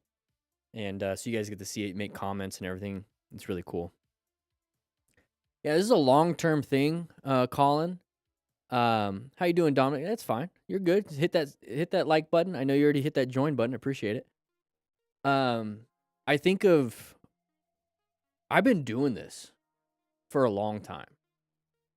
And it's never been like I need to be like the best. I just don't need to be the best. Like, just keep plugging along, keep being consistent. This is how I treat my life. Just be consistent, 1% better every time. What's one thing from a live stream that you can do better? What's one thing from a video you can do better? Do you need more equipment? Do you need to say things differently? Do you need to study? And do you need to write things out so that when you do speak on camera, it's refined? It's not, even if it's your first draft of the video, you've already done 20 drafts by writing things out. That's how I've treated my whole life. I journal every day. I write notes every day on what I can do and what I can do better, create new schedules for myself, stick to them, discipline, and everything like that. And I really started making videos, I would say January 2016, like motorcycle videos. I mean, I was making some in 2015, but not much. But really 2016, we're talking 8 years. 8 years of doing this. And I know some of you guys have followed YouTubers and they would last 6 months to a year. Maybe some of them have been here for 3 years and they kind of drop off. I've been doing this 8 years, and it's just I just do it how I always do it with like anything else, like working out and, you know, trying to eat right and, you know, constantly improve spirituality and all that stuff. And so I'm looking out. It's like, what's the next 5 to 10 years look like? Right? And things pivot, things change. But the thing that's never changed is this. I stick to this. That's it. I just stick to the Smart Rider principles. How can I make them better? I don't want to create new things, because then I'm doing like 6 months experience for new things. So if I did like 12 new things in the last 6 years, because I'm switching it up every 6 months, I'm going to burn myself out. So I'm just constantly refining more and more and more when it comes to this. And right now, the Academy is the culmination of all of this. I haven't made a book or an Academy purely on those things. It's just been the first SMA, not the RT. And this time it's like, yeah, I'm really pushing into it. And it's just been consistent, a little bit at a time. And I just want to tell you guys, because you're in the chat, 120 of you, I am really appreciative of you guys sticking around and just watching me slow grow. Just really appreciative of that. So thank you for all of you that have been here for a long time. I know some members here have been here, it says like 4 years, like 48 months and plus. Like, really appreciate it. Give me more years, and you're gonna see from like 2023, 2022, 2024, 2025, 2026, you're gonna see a huge growth from 2025 from 2020. Imagine what 2030 will look like when it comes to motorcycle education. If you guys continue just to kind of support, just show up. And that's why these live streams are free. That's why YouTube's free. This is my first real, like, hardcore entry into a paid course. I did have some, but I had help. This is the first time really just kind of do it. Thank you so much for the $9.99, or I'm sorry, the 99 cents C-Sizzle. It's my first real foray into putting all of the knowledge I have into this course. And then when it comes to that 1% better every day, I can't wait to see what the end of 2025 looks like and 2026 looks like, because I'm still going to keep putting all into it. And my goal as an instructor and my goal as a YouTuber or a content creator is that I can put my all right now, not improve, put my all in 2025. It's the same thing. So I'm putting my all right now, in 2025 learning new things so that when I put my all at the end of 2025, you guys get new things. And then you guys get new things in 26, and 27, and 28. You see what I mean? So my job is not only just creating these things, but also learning on the back end. And right now, learning on the back end this year has been spirituality. I got into Christianity and stuff. Really focused on physical health, mental health, and then financial health. So this way I'm able to like really do this for free. You know what I mean? So I'm constantly going to start improving that. And then after this last weekend teaching Brooke, it's been more of a, let's dive into the games. Let's dive into this because I taught her how, you know what? This is the cool thing about a live stream. Let's just bring it up. We're just doing it. I'm going to open up Premiere Pro. I'm going to put the display on here. We're going to do that. I'm going to show you. Like, I'm super proud of her. And then at the same time, I'm proud of myself for being able to create a system which allows, like, which allowed her to learn super quick.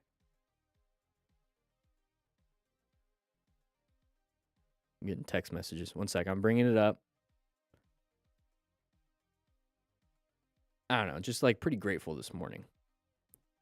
Pretty grateful. So let's go ahead. Let's get it on the lefty loosey. Let's do, and right now it's not a full video. Okay, window, view. Shoot, how did I? It's gonna be kind of difficult for you guys to see. I bet if I do. Okay, let's do that. Perfect. And flat feet down, good. We have the side stand down. So I'm gonna just kind of skip around. They're on the phone right here. So we're doing the drills. And we're only gonna do the easy ones, and then if you want to, we can try a little bit of a moderate one. So it's a 17-year-old girl, very limited experience on a motorcycle. So full disclosure, we did do the MSF BRC1 July 29th and July 30th.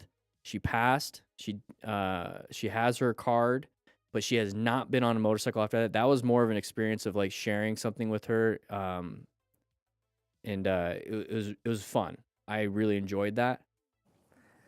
And if you feel comfortable, we can ride up and down the street. Which she did. Ride on the e-bike. You can ride on this. So we did that, and then I'm explaining. So this is how I explain how to get on a bike. Get on a bicycle. Motorcycle, just like it's a bicycle. So show me how you would get on a bicycle.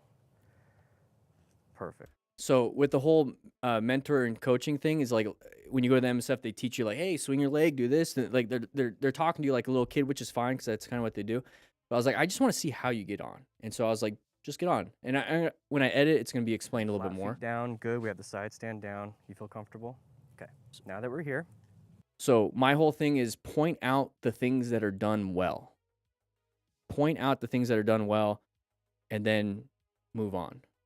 We have a few things, just like if we're going to like, I don't know, golf and stuff and a few things where we do like the mini karts and all that stuff. You need to kind of know how to drive those things, the go-karts. Like little go-karts, so yeah. The only things you really have to know is how to start, stop.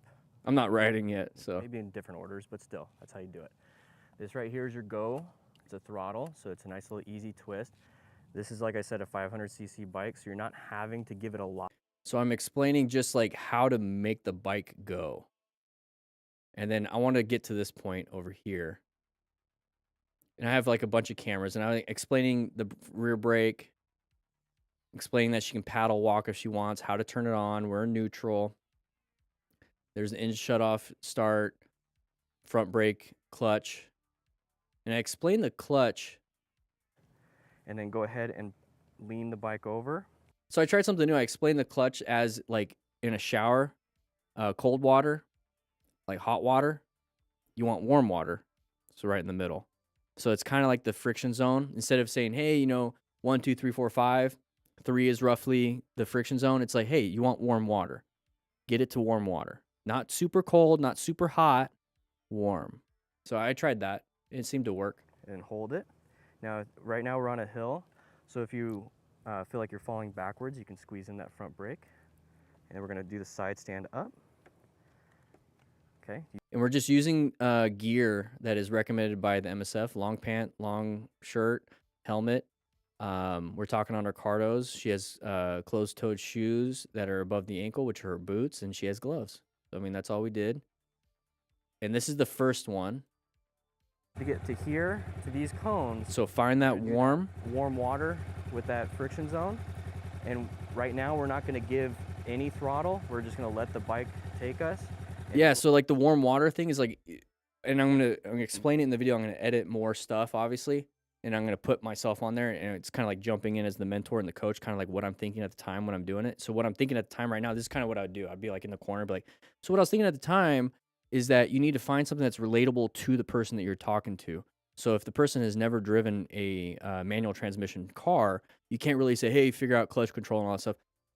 As a 17-year-old girl, what she kind of knows already is a shower.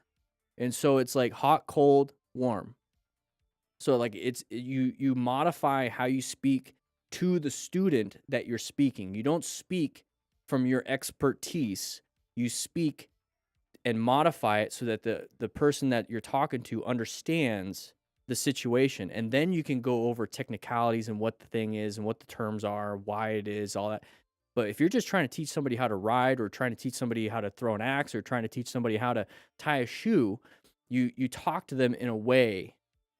Colloquialize, is that what it's? I never heard of that. Interesting. That's what I do. Go ahead and paddle walk. So let's go ahead and get it. So I want her to paddle walk. Down one. And so now find. Yeah. Be careful with hot and cold water. Women prefer hot. Yeah, you're right. And that warm water. And we're gonna just get to these cones. Just paddle walk the whole way. So how clutch relates to the shower? I don't get it. Okay. So let me try to explain a little bit more. So you have, let's say, like the lever, right? So this is off, this is hot, this is like really cold, and like right in the middle is warm. So on a friction zone, it's hot, cold, warm, right? So when you do hot, not good, because then you let go of the clutch and you just go. Too cold, you're not moving anywhere. A little bit warm. So you want to find that middle. And it might not work for everybody, but it worked for her. So there's other ways to teach that. There you go. Find that friction zone. And if anything happens, you squeeze that front brake. And then you squeeze that. Okay, perfect. Now stop. Perfect.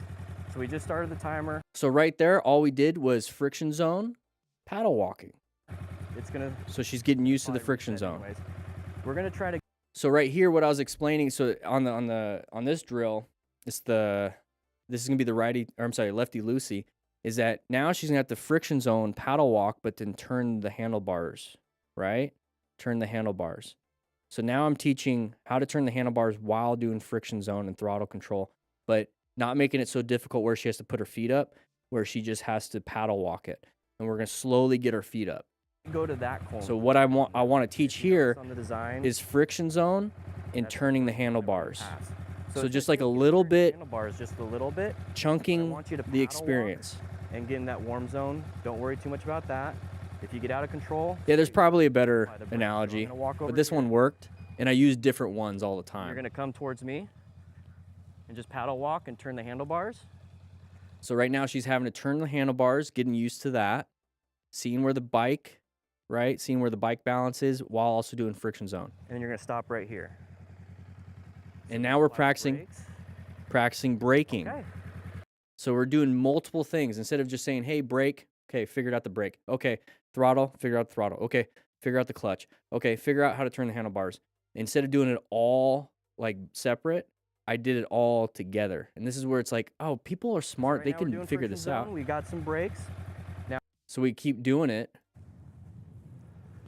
And so now she made it to the next cone. Now I'm practicing a U-turn, but paddle walk. So we just did so you're just gonna go nice a turn, use everything you want. Friction zone, start and stop. Going as wide as she feels comfortable to make the U-turn. There you go. Look, I'm telling her, hey, look. Close to me, start. So I like to teach conversationally. I don't like to teach, here's your task, do it.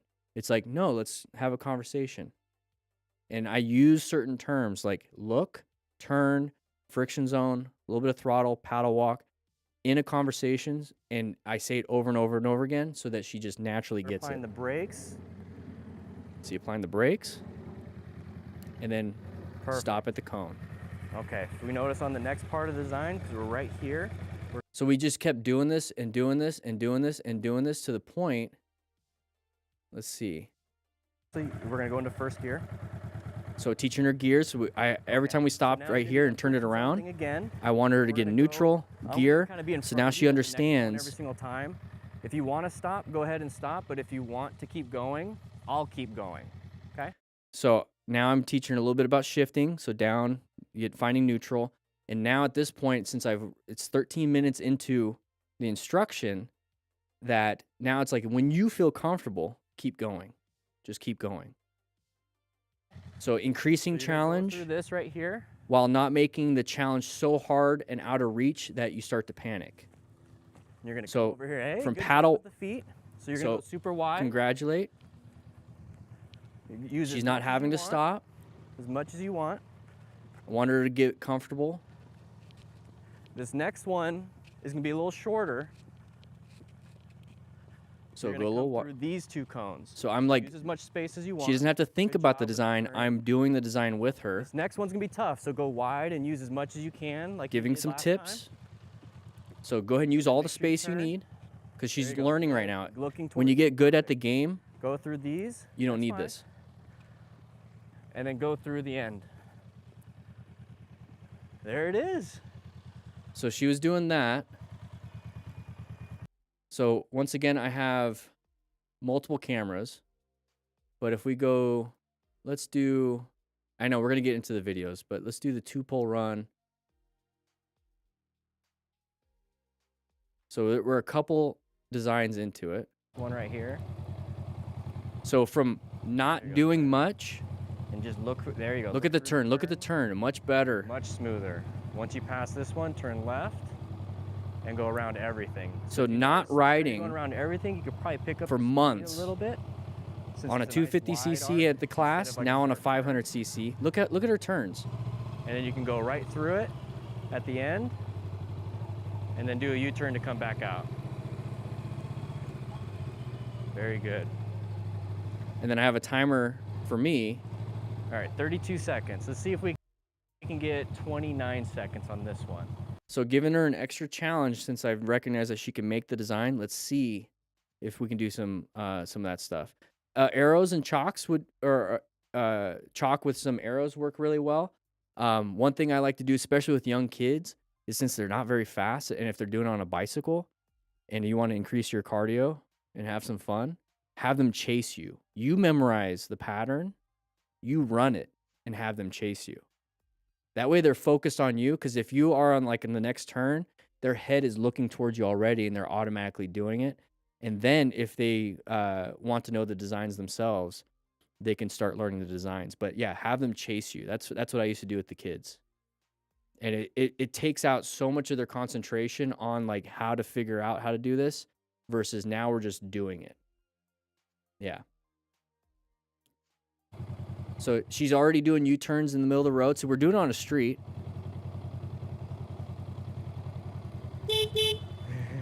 She wanted to honk at me. So we're having fun. We're playing. So just her even honking the horn, she knows where the horn is. I'm not teaching any of this stuff. I'm just having fun with her. And then the boxer's glove. This one was a little bit more difficult. I have like multiple cameras. And this is her 360 cam, so let's just do that.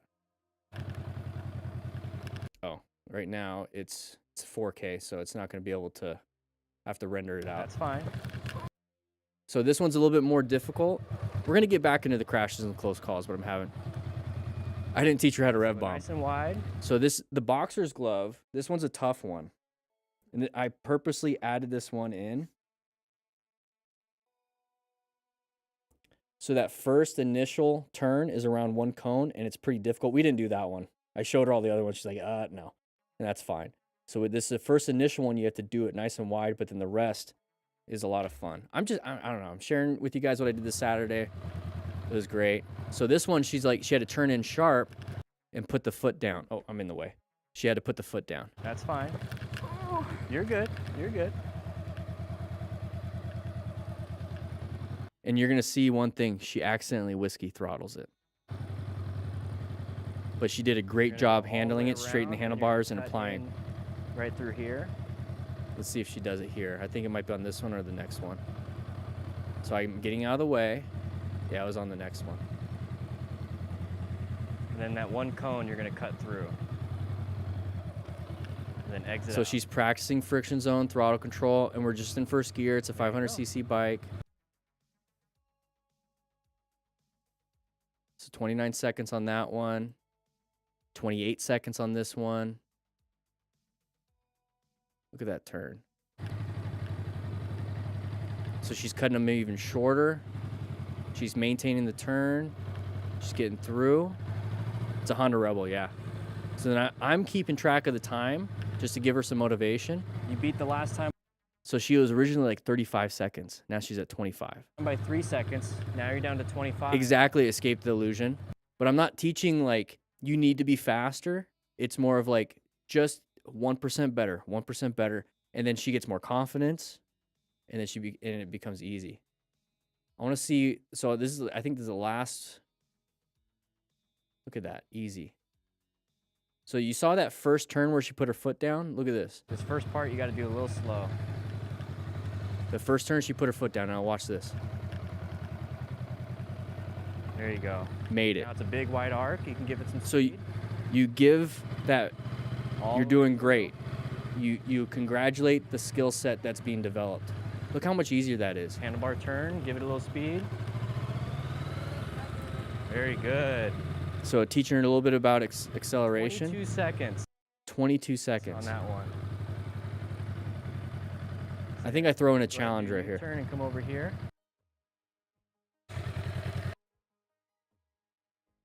Oh, she did drop the bike right there. She told me not to post it. But everyone has to learn. So she started getting off on the right side. Because she was trying to lean over to put the side stand down. I got it. You're good. You're good. You're fine. Don't shame. Mistakes happen. Don't get the video. Yeah, it is. No, it's not. Dad, I swear, if you put that in the video, I'll find you and kill you. Well, sorry. You okay? Yeah, I'm fine. You just lost balance? Scared the crap out of me. Yeah. Thought I was gonna break a leg. Well, I don't want you breaking a leg. Yeah, so I don't want that in the video either. Okay, I won't put it in. Okay. That was me saying, yeah, I am.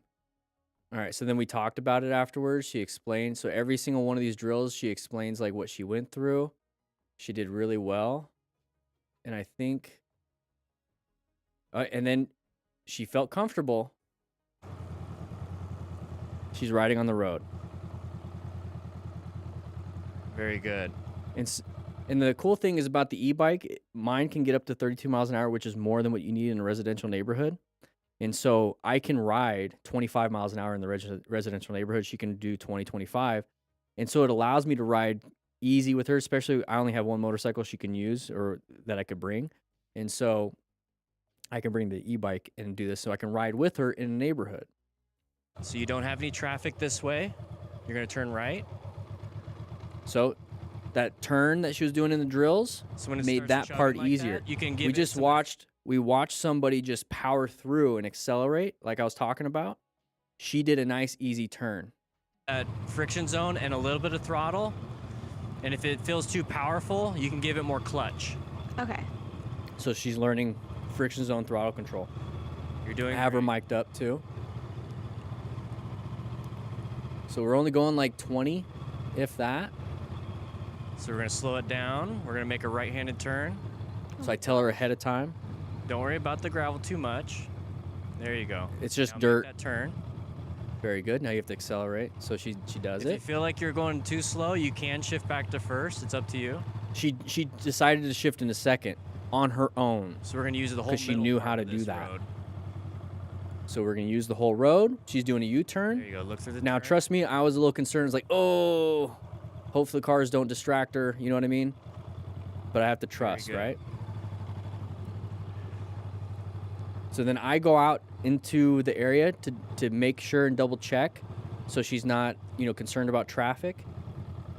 So you're good with traffic? There's no stop sign. Make She sure can you just keep go. looking. There you go. So she accelerated. Very good. And I love the Rebel because it's a low seat height, 25-inch. She can flat foot it. I can flat foot it. Easy turn. And this is all we're doing to get that confidence up. I asked her if she wanted to go on the main road real quick. She said no, not going to push it. And then we get to, so she does a great U-turn here. She comes to the stop. She goes. And now it's like, Speed. So see if we can get to 20. Yeah, so now it's like, okay, you've been doing great. Let's increase the speed. Let's see how it feels. And if you want to, you can get to 25, but that's the max. Right. So she's getting up to speed. But now that we got up to speed, we have to turn left. So before we get to that left turn, I tell her to slow it down. So I'm the voice. We're going to start slowing down, so roll off the throttle just a little bit. Stay in second gear. And if you need to slow down with the brakes, go ahead. And we're going to make a left-handed turn. Look through the turn. Look, look, look. Keep looking. Give it some throttle. And she gets to a point where she's going to downshift, and she's going to do the whole jerky movement because the friction zone wasn't exactly there. And that's perfect. Or rev matching wasn't exactly there. And then I just go ahead and park in front of the house. You don't have to pull in. Old Spanish is great. I love Old Spanish. Are you on the east side? I love Old Spanish. We're getting closer. You could probably roll off the throttle. She'll look at me. Using some of the clutch, so because you're going a little bit slow. Oh. That's fine. That's fine. That's fine. Keep Look looking forward. So she looked at me like, and just like is that okay? Normally, you're gonna get right behind there. And that's her mom right there. And then you're gonna go ahead and apply the brakes and pull in the clutch. And then you're gonna put it in neutral. So I'm just like helping her through the steps, just like you would be talking to yourself. I had a lot of fun, and if you guys liked that kind of stuff, I would love to like be able to bring her back in for the other stuff, like how to get gear, how to rescue. At some point, I already have an idea of how to do it, where I follow her while she's riding the motorcycle. Might be a little bit too much for her right now. I would like to do some more neighborhood riding first. I'm not going to throw her into all these new things. And then, yeah, rescue. I think that'd be great. And so that audio wasn't coming from the Cardo. I have digital recorders. I have one in her jacket and a mic. I have one in my jacket or in my pocket and a mic. But the audio from the Cardos is how we communicate. I'm recording with those mics and stuff. But Cardo on their app, you can record communication. It's not as good, but it's actually really good. These ones, it allows me to edit a little bit easier, the audio. So, yeah, Old Spanish is great. Let me see if I can get back into it. And then we have two more videos. I'm on East Side, Broadway, and Houghton area. Not quite Vale. Okay. I'm Valencia and Houghton area. Broadway and Houghton. Let's see. I would ride down Old Spanish, turn left on Valencia, go towards the caves, and then like that road. It's a beautiful road. Turn right before the caves. You know that T intersection towards Vale. Nice easy ride. Go through Vale. That main road. Come back out Marianne Cleveland, and then come back up Houghton, back to your home. Like continue that path. Don't turn off Escalante after Old Spanish. Nice fun ride, about 45 minutes, but it's just beautiful views and everything like that. I would do that. If you're not ready for Mount Lemon, honestly, there's plenty of pull-offs on Mount Lemon that if you feel uncomfortable, you can turn around. But I bet you if you can do Old Spanish, you can do Mount Lemon all the way up to Windy Point. And then after Windy Point, it's even more beautiful. But I mean, yeah, I would say keep chunking it. Do Mount Lemon, and then when you feel uncomfortable, pull off in one of those like rest stop areas, and then do a U-turn and come back. And then the next time you do it, go a little bit further. Next time you do it a little further. And then before you know it, you're all the way at the top at that Sawmill restaurant. Park it there, have a burger, come back down. You know what I mean? But do you guys like the instructional stuff? Because I know we do a lot of these crashes and close calls, but do you guys like the instructional stuff too? Because I want to start integrating that into the live streams, and then integrating that and posting more videos like that. I'm drinking the C4. I think I'm getting some energy from that. I wish I could show you guys everything. You know what? Here's what I'm gonna do. That was my first draft edit.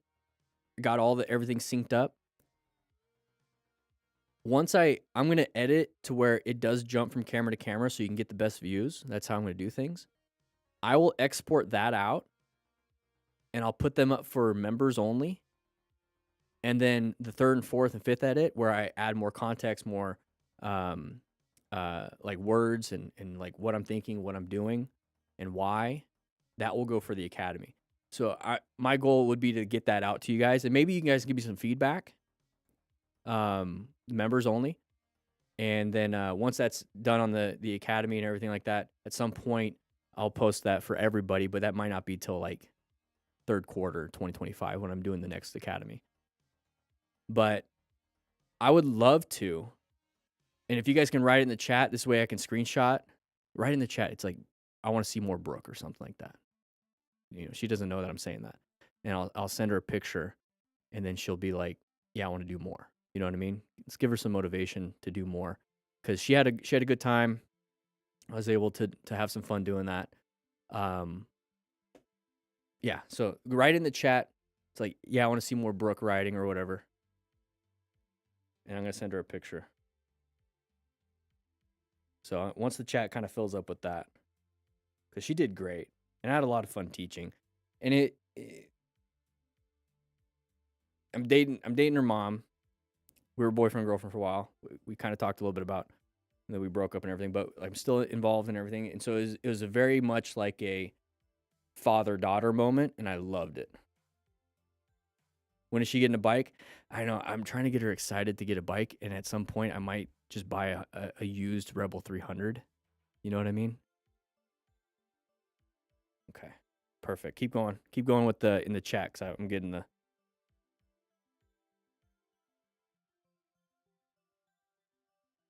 Good.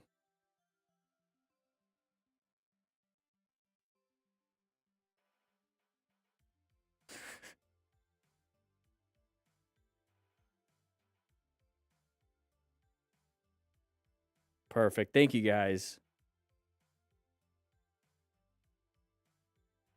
I'm going to send it to her right now.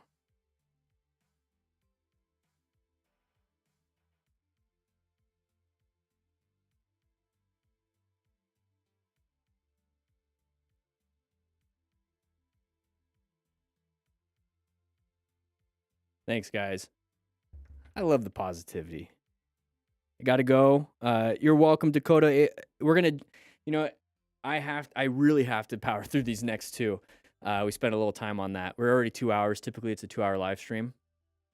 But once I start doing more instructional videos and having like a backlog, this will still be a 2-hour live stream, maybe 2 crash videos, 2 instructional videos. That's the direction I'm going. Does watching these close calls put you off riding? No, it's a constant reminder of what I need to be focused on, if that makes sense. So 12 hours. I've actually thought about doing a 24-hour live stream, 24 hours, 7 days a week live stream. Or I would say it's more of a 72-hour live stream. So Friday, Saturday, Sunday. There's a way to do it. I know I've done it before. There's a way to do it. That way it's just like a bunch of my videos all together for like the month. You know what I mean? And then yeah, there's ways to do it. I would love to do something like that. Maybe people can put it up at the dealership, you know, in the background. I don't know. Let's see.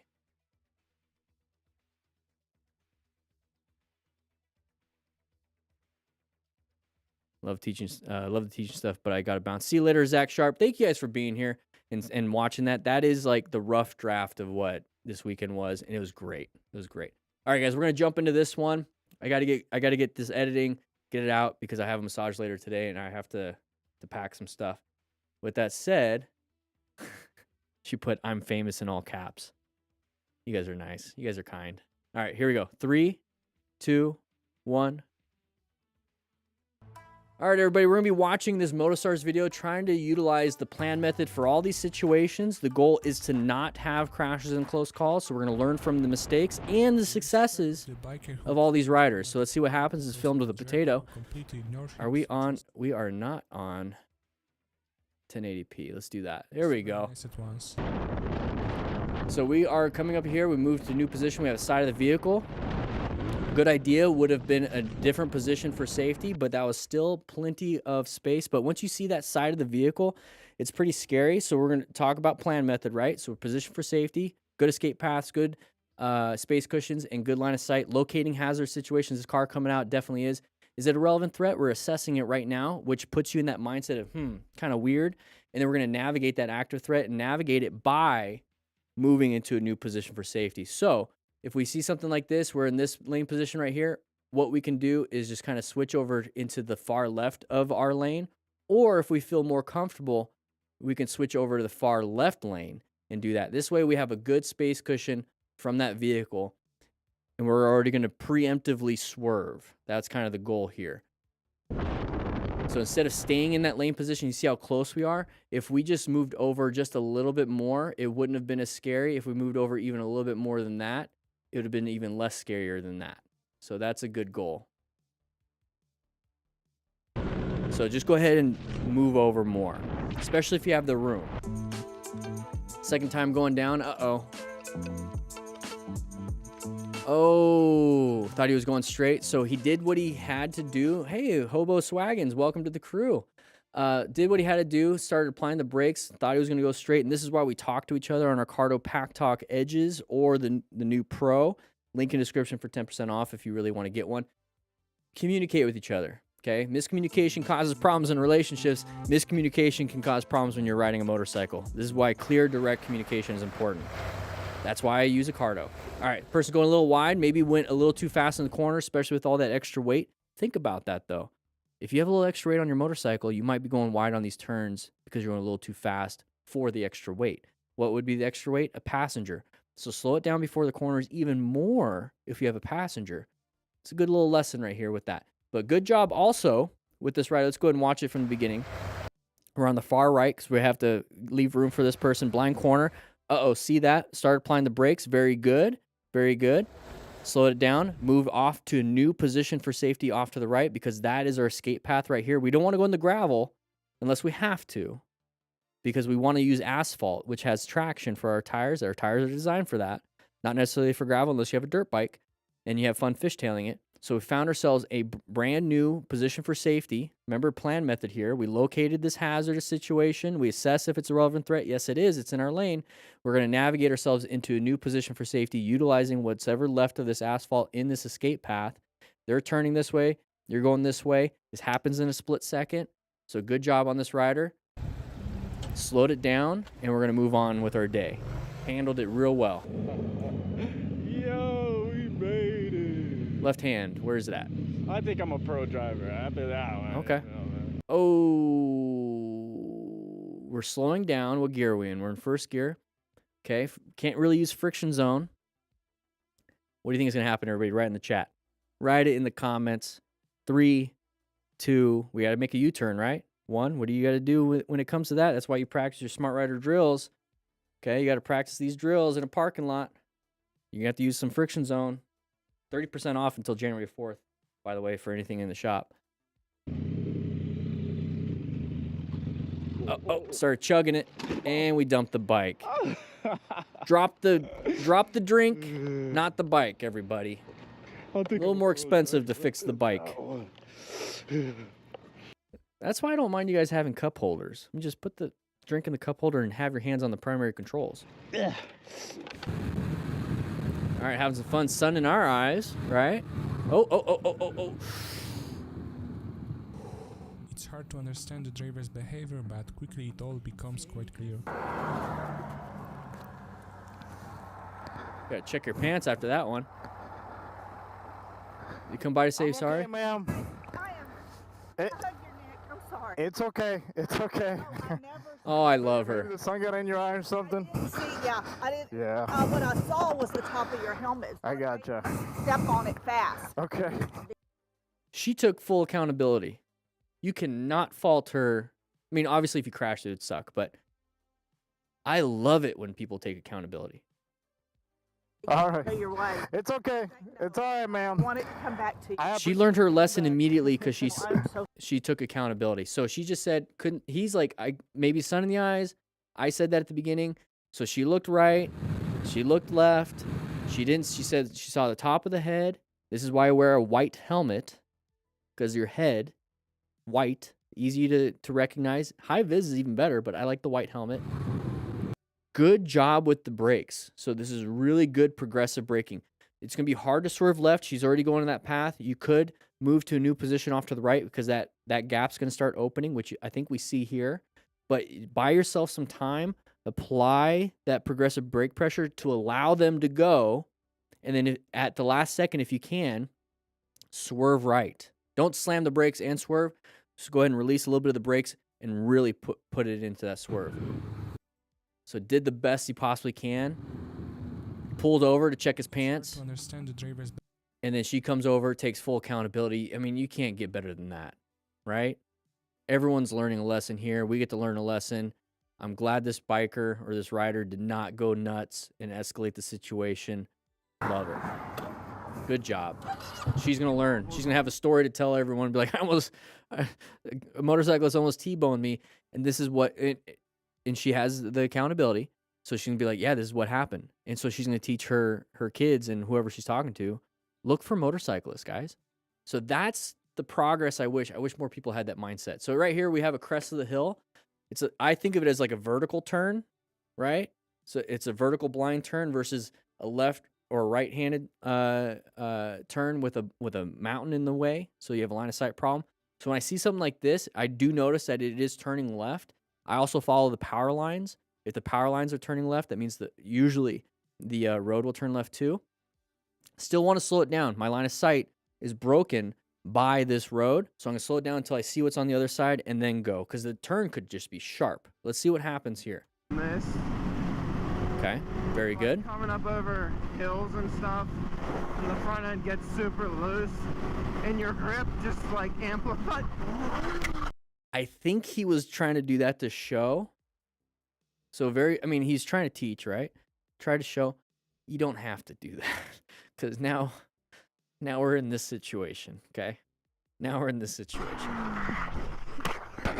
Hopefully he's full gear, because part of being a smart rider is acquiring and using personal protective equipment. Yeah. Look how far the bike slid. Ooh.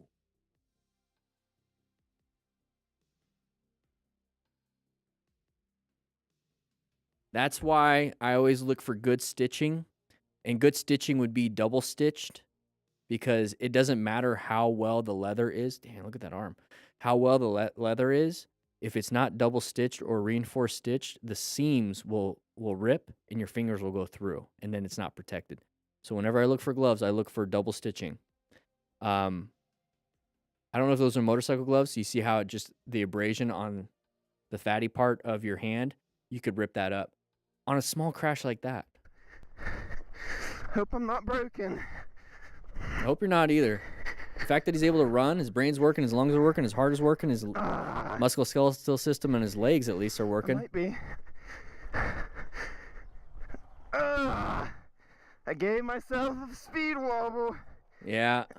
That was a hard wreck. So he's got frame sliders. That's good. You see the slider right there? So hopefully it protects. So if you're having difficulty trying to pick it up like this, get behind it and walk it up. It's hard to show it right here. Did make an old video with my Harley doing that back in the day. Liquor Chronicles. Haven't seen you in a while. This is an older video. Good job explaining it. Slowed it down before the turn. There you go. Sometimes you have to do that. right, line of sight issue, we're gonna pass. Oh, they want to pass to you, so you accelerate out of it. You could decelerate, let them in and do that, or you can accelerate past them. Either way, it's an escape. You don't want to collide. That's the main goal here, is not colliding with others. So he accelerated out, found the escape. Did a good job. This rider had ample time to react, but certainly learned a worthwhile and valuable lesson. Okay, somebody coming out in front of him. Slow it down, slow it down, slow it down. Move to a new position for safety. Good job with progressive braking. It's really important. Get yourself out of there because you don't know if other cars are coming. Using your mirrors. He was almost going 60. Person's on his butt. It's supposed to be 45. You don't need to accelerate past. Let them pass. And exactly like this, you see how he moved over to this lane, or this far part of the lane, to just kind of let them do it. Just let them do it. Like, you let the idiot be in front. That way you can swerve or emergency brake and get yourself out of there, versus like they're in control of whether they're hitting you or not. And if you're already going 60 into 45, you're going past the speed limit, you can get the ticket. Let them get the ticket in front of you. Let them trap the cop, basically. Yeah, Doodle did like 100 bike lifts or something. Like, she did like this challenge, and she shows you how to do it. If she can do it 100 times, like in one sitting, you can do it once. And because she used the appropriate technique. Oh, open lane pattern. That is something to... That's something to focus on. So, open lane pattern. We haven't seen one all day on this live stream. Well, we've seen like 2. But this is a very common thing that we see all the time. Okay, so let's see if I can get it right at the beginning. Okay, so we're right here. So, when I say open lane pattern, this is like driver behavior. This is also you standing in line at Starbucks behavior. This is you standing at Target waiting for a thing to go behavior, right? So, if somebody, this person right here on this top left, is stuck behind a vehicle that's going slower than they like, they might be speeding, but slower than they like, they're going to move into the open lane because this vehicle is going a little bit faster. So they're just going to constantly jockey to get to the front. And you do this on your motorcycle, you do this in your car, but hopefully you're doing it safely by doing a head check, blind spot check, mirror check before you merge over to possibly hit somebody. A lot of car drivers don't do that. We talked about unintentional blindness earlier. They just don't notice you. They only notice other cars on the road. It's just driver behavior. So if we see this pattern up ahead, just anticipate that they could move over. So how do you anticipate, and like what do you do if they could come over? Ride staggered with other cars, just like if you're in a group ride, you're riding staggered. Okay? So stay staggered. Don't be in the blind spot. If they do switch over, just like in a staggered group ride, it's not going to hit you because you're staggered. See how this car in our lane is moving faster and they see an open spot? We just barely got into the blind spot and they moved. I just kind of sit back and wait, especially if I'm already going the speed limit. I don't need to accelerate just because I have an open space cushion. They move over. So next time you're driving, because I know some of you guys are beginner riders and you're not riding yet and all that stuff. If you're driving, cool. Watch this happen in front of you. Call it out. Be like, that's an open lane pattern. I bet you they're going to switch over. And when they do, it's almost like you're telepathic. Okay? Take that into your riding skills.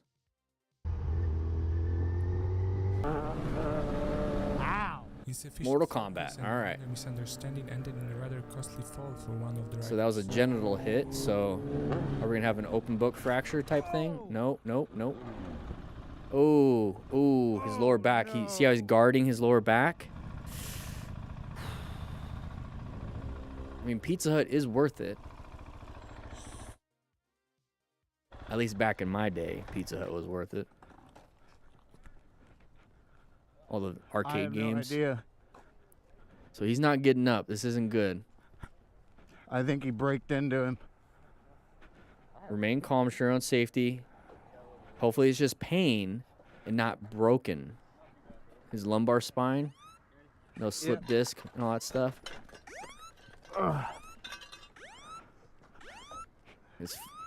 His phone for the fall. We're going to have to pull in the clutch for that. Hopefully the clutch cable still works. because he's probably still in gear to move it. I mean, we do have pizza here, but it's Costco and a mix of QT pizzas. I love those. Oh. Are you okay? So he's walking. That's good. That's a good sign. We're good. Don't call the cops, okay? He doesn't want to go. Is it all basically cosmetics, or? We don't know. If the handlebars aren't as straight, if the handlebars aren't straight with that front tire, it's more than cosmetic. So let's take a look at what happened. So this is why we talk to each other on our car. Hey, we're pulling into the Pizza Hut, like well ahead of time. We're gonna pull into the Pizza Hut, so you can talk to each other. Link in the description for 10% off. Find a better deal on Amazon. Go for that. For one of the riders. So he accelerates, and everyone's turning. It seems like he didn't get the notice. Oh! So that right there, the immediate guarding, he's got pain there, okay? So all you can really do is stop any external bleeding, lay them down if it's a spinal injury, call 911, all that stuff. But he says he doesn't want to, and he's walking. That's a good sign. I'm just concerned about his body. All right, intersections, orange stage, prepped and ready, okay? We don't know what's going to happen. This is a dangerous situation. Oh, let's go ahead and go back. That thing's blocking it. This person was supposed to turn right. That is what the arrow says. You're supposed to turn right and probably exit on the other side. We get to go straight. He decides to cut off. This is why I ride staggered with other cars, just in case. So he did that. He's not going to hit me, right? He's not going to hit me. He's not sideswiping me. I'm perfectly fine with that. I'm just going to roll up the throttle, let him in. Not a big deal. Jesus Christ. Yeah, I shouldn't have done it, but I protected myself, and I'm safe, and that's all that matters. So having some fun here. Switched over. We're stuck behind all these vehicles. I'm talking about this right here. What's going to happen? I'm trying to talk because it's probably copyrighted music. Oh, this person's cutting us off. Just talk on your cardos. Hey, we're kind of blocked up. That's fine. Our buddy is in a dangerous spot. He's boxed in. Don't like it. Not a big deal. Not a big deal. That happens. It's traffic. This is why you can talk to each other. Ooh, nice Indian. All right. Any side of the vehicles popping out? This person's going to go. So in those, good job position for safety. If you notice, it naturally happens. So right here, we're in the middle of the lane. We're going to go over this a little bit. So right now, we're just going to talk about position for safety. Middle of the lane. See something. Moved over. Back in our lane. Okay. So position for safety. New position for safety. Back to position for safety. Now, how did we get to that point? We located a hazard situation. It's an intersection. I'm in a good position, but I'm locating and assessing any relevant threats. This person starts to come out. So I have to navigate it. Thankfully, this person didn't gun it. So all we had to do is move over just a little bit. That's it. Now, if the person did gun it and they're kind of in our way, we can swerve harder, maybe even accelerate out of it, and then get back into our lane. But handled it really well. Thumb, my head is blocking it, but thumb's already prepped for the horn. So, already perceived it's a hazardous situation, is going to react with a horn. I prefer to, because this, you can tell he's already seeing it, right? Instead of getting ready for the horn, I prefer to put myself in a position, roll out the throttle, cover the brakes. I like to do the things that I have control over. This is basically saying, hey, you go do something to protect me. I'm going to do something to protect me. So right here, if they start coming out, what you can do is accelerate out. My phone's, I would accelerate out, or what he just did. So good job. Handled it. Sharp left turn. Chevrons indicate that. That person is not a good driver. Probably as a little kid in school, did not know how to color within the lines. Just translated to being an adult. Got very lucky. And that's another thing is I like to make sure I have a good space cushion, because if he did do a head-on collision, guess what? Sudden deceleration, now you have an obstacle in the road. So if I have a good space cushion, it gives me time and opportunity to swerve out of that stuff. I have a Samsung, but I don't know what's initiating the conversations. It's weird. Okay, going through a parking lot. Do we have to do a U-turn up here? Might have to, oh. Pulling out. Okay, not a big deal. Oh, it's not even a parking lot. It's just a narrow road. Good job navigating that. Looks like we're going kind of fast, but let's see. Yeah, we're going pretty fast. Unless this is sped up. No, it looks like we're just going fast. New position, sees a vehicle, bunch of cars in his lane, found an escape. Found escape ahead of time. Good job with the visual perception and distance. Now we got to get ourselves back into this lane. All he did was position to a new speed. Or not new speed. I just saw that in the chat. A new position. Located, assessed, navigated to new position. Located, assessed, navigated back into our position. Because we don't want to be on the shoulder because a lot of debris. So it's a possible active threat being over there. Okay. Oh. They applied the brakes. That was our fault. This looks like fun. We're going to hit a bump. It's hard to navigate. When in doubt, throttle out. When in doubt, throttle out. Almost made it. Almost made it. So that right there. This is how you lift it. Right here. This is how you lift it.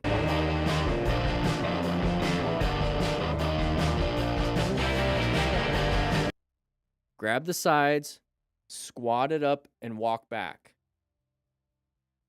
Very good. All right, here we go. Riding staggered. It could be an open lane pattern, right? There's vehicles ahead. This, I think it's a Nissan. Might want to switch over. Who knows? Let's see what happens here. They're already crossing that line a little bit. Okay, good. They stayed in their lane. So once again, if it's not a threat, it's not a threat. But I like the right stagger. Oh. Got so lucky. This is why I don't stop right behind vehicles. I do not want to get smashed. Okay? It's one thing getting rear-ended, but it's another thing just getting completely smashed.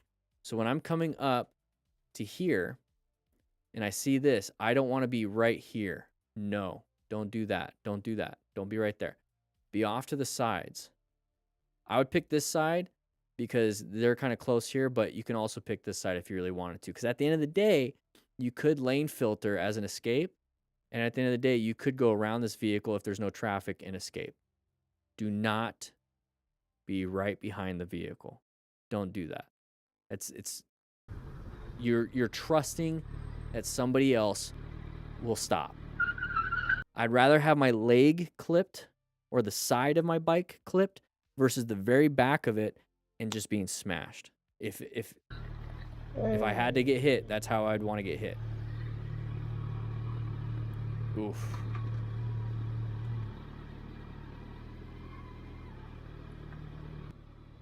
Okay, green. Red for them. Don't turn left, buddy. Oh.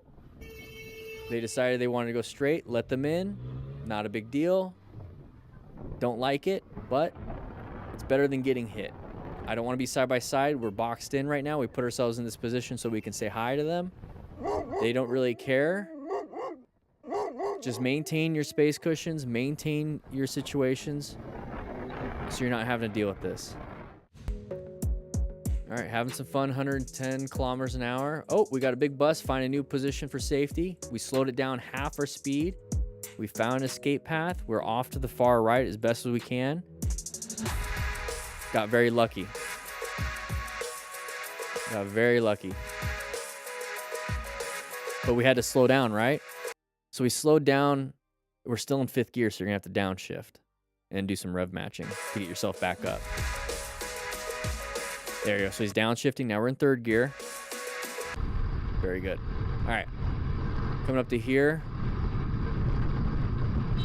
Oh, they decided not to. Just go ahead and switch lanes. Not a big deal. Move on. Not a big deal. People change their minds. You want to protect yourself. We have a turn coming up. It's a blind turn. Slow it down. Oh, I thought I was going to turn left. But we're going right. The shades. Oh, good job navigating that. Slowing it down. We have another sharp turn coming up. Do it again for this. Don't go too fast, but slow it down. Slow it down. And honestly, if you start seeing like people's skid marks like this, look at that. Look at it on the road. People are not paying attention. All right. Probably doing highway speeds on a highway. Yeah, we're going a little bit fast now. Both hands. Yeah, we're going real fast now. We're upset because that guy passed us. Thanks for watching. We were going pretty fast ourselves. Well, thank you, MotoStars, for putting this video out there. Once again, we have sales in the description. Hit that subscribe button, whatever it is you feel comfortable with.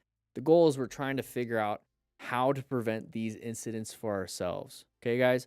So please ride safe. Take the plan method. Watch for those open lane patterns when you're driving. Just see and you'll notice. Okay? That's it. I hope you guys ride safe, be safe, and I'll see you guys on the next live stream. Very nice. We got one more video. We're going to probably hit close to 3 hours, which is a good live stream. Oh.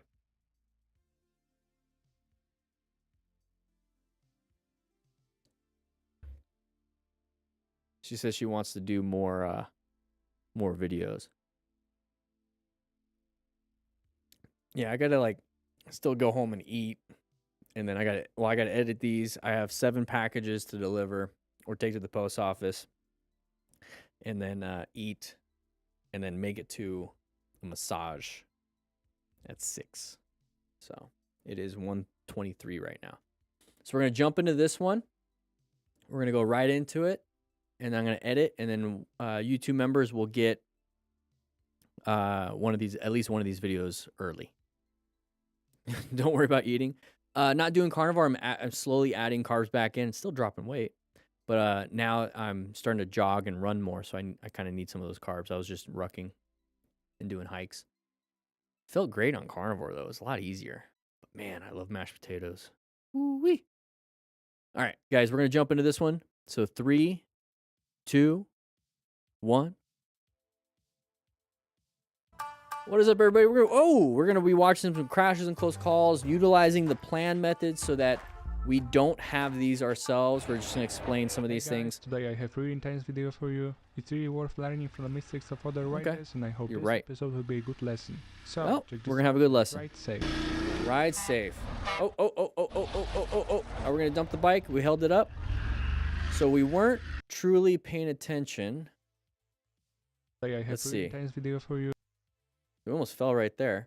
It's really worth so we're looking. We have this vehicle. It looks like that truck is supposed to go on the other side. Riders, and I hope this episode will be a good lesson. So we should go in our first available lane here. So don't go into that next lane. So practice.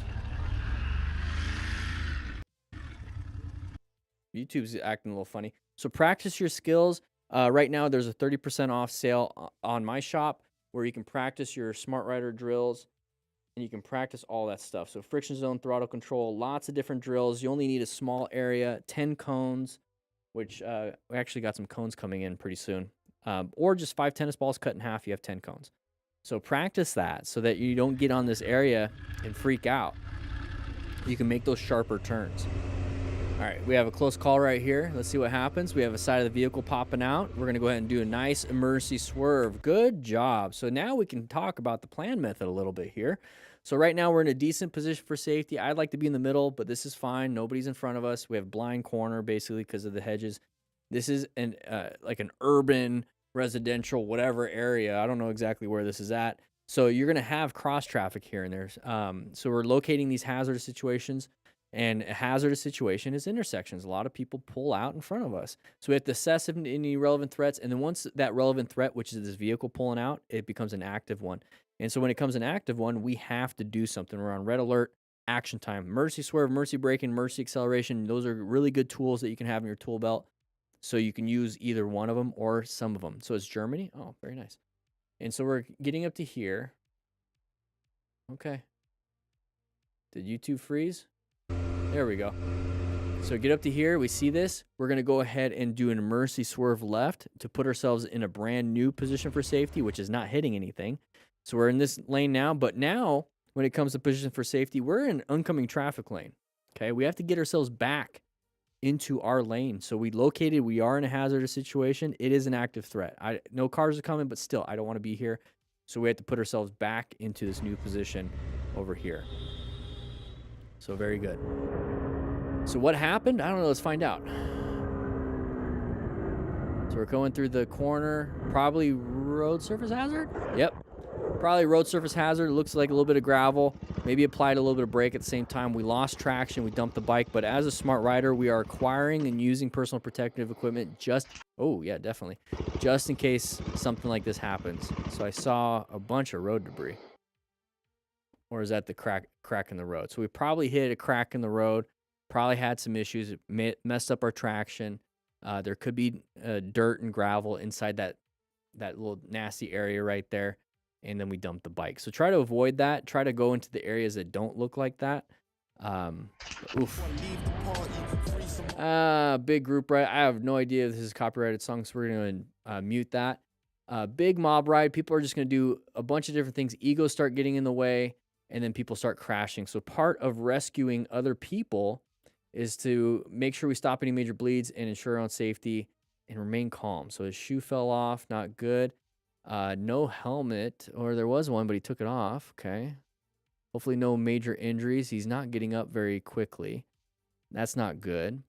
So we do have safety here because now traffic's going to really hit us because everyone's blocking everything.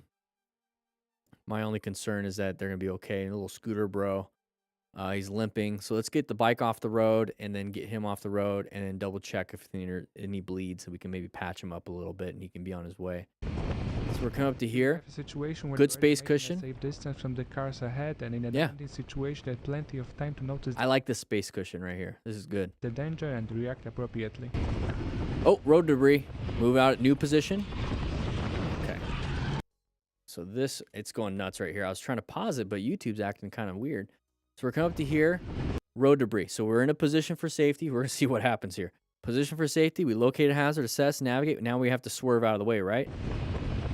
New position for safety. Very good. But what's happening next?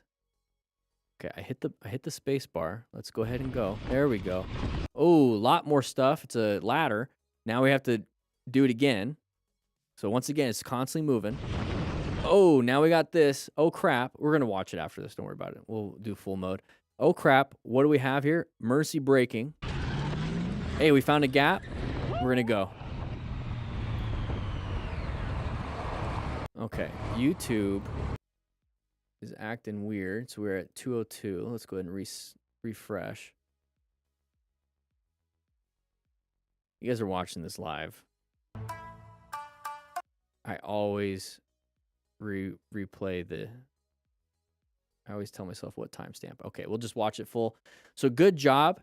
Position for safety, locating hazardous situation, assessing, navigating, back to position, back to locating, back to navigating, back to the constantly doing this on high alert. Handled it well, did not panic. MTC awareness stage did not hit that brown stage where he slammed that front brake, had to layer down, didn't have to do any of that. Very good. We're just going to watch it all the way through right here. Maintain a safe distance from the cars ahead, and in a so good position, good space cushion, has an escape. And react appropriately. Okay, road surface hazard, new position, very good. New position, very good. Uh-oh, very crazy. Now we're swerving. Now we're doing this. Now new position. Now we're going to come over here and see what we can do to rescue everyone else. Handled it extremely well. It was at this moment that he knew. Remember when this was popular, when they would do that? So he dumped the bike. No way. Okay. So time to rescue. First, let's remain calm, ensure our own safety. Good job pulling off to the side, ensure our own safety. Oh my God. Now we're going to get our rescue pack. 30% off on the store. You got a tourniquet and a bunch of other stuff.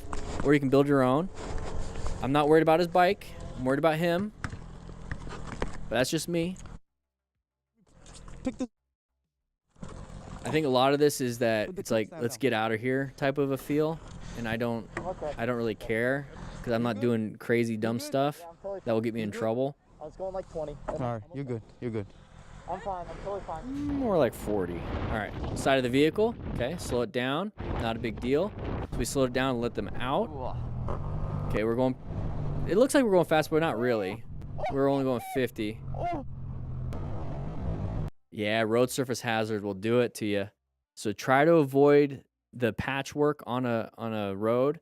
Aim for the areas that look like the road, not different spots. I mean, this could be gravel, this could be patches, this could be tar snakes, this could be oil, this could be ice, this could be something. Discoloration, usually not good.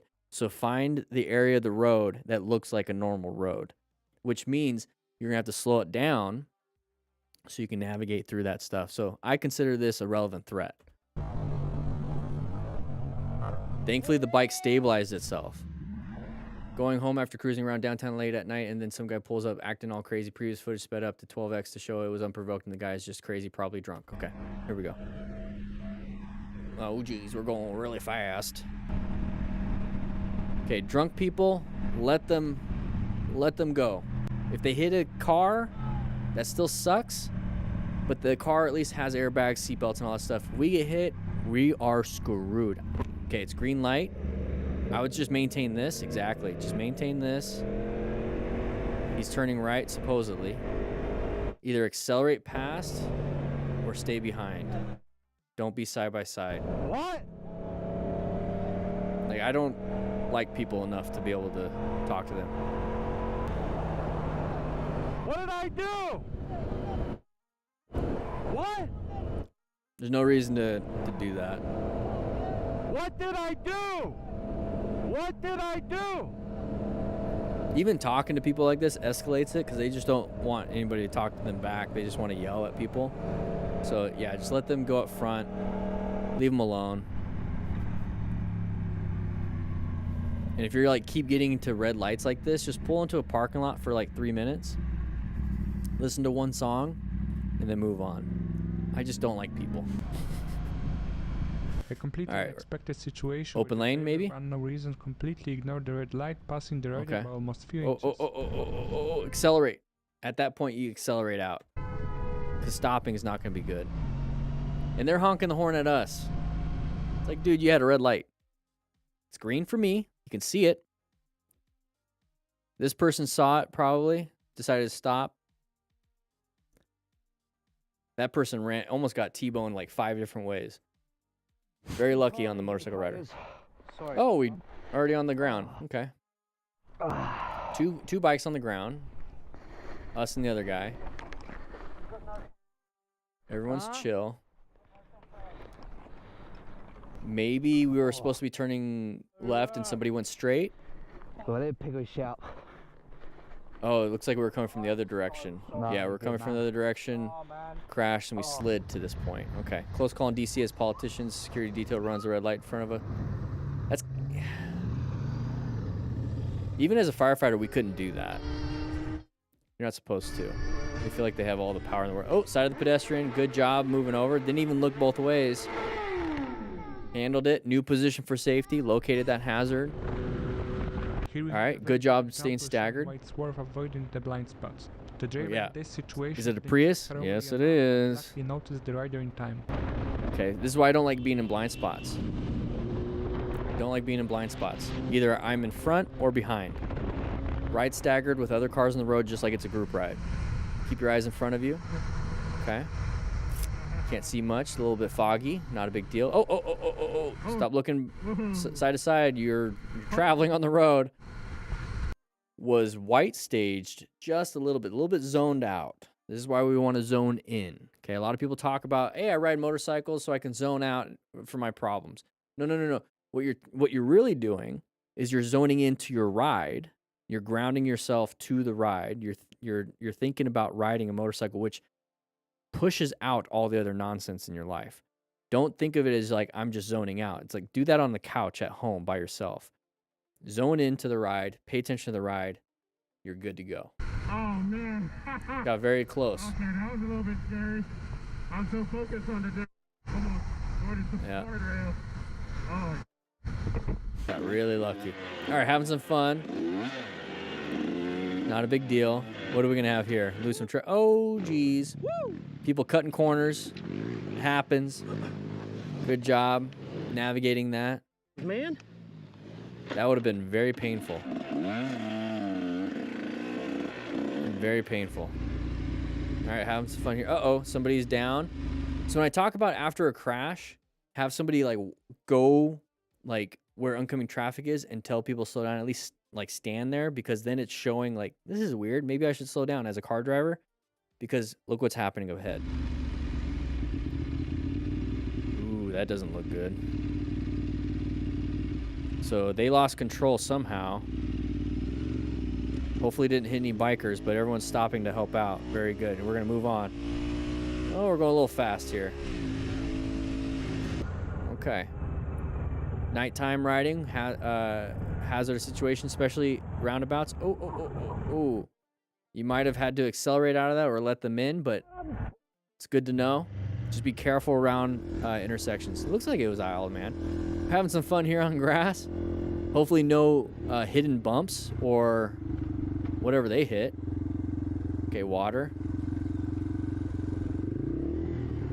This is why I like riding in the back. If anybody crashes, it lets me know what's happening up front, and I can avoid it myself. What's the cable? What's the cable attached to? You guys good? You guys good? I'm good. How would you clear? Leg hurts. Okay, so he dumped it pretty hard. So he seems to be fine. Yeah, if you want to get the bikes, that's cool, but always check your buddy first. The cable's the intercom. Hey, get yourself a Cardo. You don't have the cable. Oh, open lane pattern already. You can see the truck starting to come over. Oh, geez. Ride staggered with them just in case. So he accelerated out. Okay, you could do that. I also like deceleration. Come do it. Look at those haircuts. Oh, so rev bomb, don't let go of the clutch or be in neutral if you do that.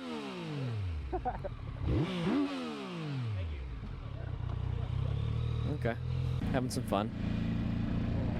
Blind Audi driver in Norway, okay. So what do we got here? Somebody gonna turn, kind of slowing down. Why are they slowing down so much? You didn't have to go. You could have just kind of waited. You didn't have to go. You kind of put yourself in that close call. Not a big deal. Okay, good space cushion. Just having fun, relaxing. We're coming up to like an intersection looking area. No? Is there a crash? People are going to slow down and stop. And yep, there's a crash. You want to see if he's okay? You're going to do a nice little rescue. Very nice, very nice. Seems to be doing fine. Walking wounded. He's okay. You can offer help if you need to. Ooh, looks like he got rear-ended. The heck? Looks like he got rear-ended. So he seems to be fine. Not much you could do. The rear of the bike is smashed into the side and it's just facing the sky. It is not. Honestly, it's not going to damage it any more than it already is. Yep. So he's taking care of it. Not a big deal. Handled it. Nice little handshake at the end. We saw that video earlier. Thank you guys for joining me on this live stream. This is the 4th video that we did. Usually Thursdays, 11 a.m. Mountain Standard Time. Next week I'll be doing Wednesday because I'll be out of town. But make sure you guys ride safe, be safe. Utilize the plan method even when you're driving. You'll start to recognize a lot of these things. But if you are riding, hopefully you're riding safe and you have a great weekend. With that said, hope you guys ride safe, be safe, and I'll see you guys later. That was a shorter video. I just wanted to have some fun with that one. Oof, that bike got destroyed. It got destroyed. But 3-hour live stream, had some fun. I got to show you a little bit about the training that we were doing. And those things should be coming up in the academy. But if she's welcome to do it, then that'd be great. Hey, Lamisto, how you doing? How you doing? It's good to see a check mark in the chat. But I'm going to go ahead and edit these videos. I have a couple packages to do, and I have to get there soon because the post office could be closing. I think they close at 4, so I got a little bit of time. But I got to get going. I'm going to eat. I'm hungry. And these videos will be out this weekend. All right, guys. I'll see you guys later. Grab yourself a slice of pizza.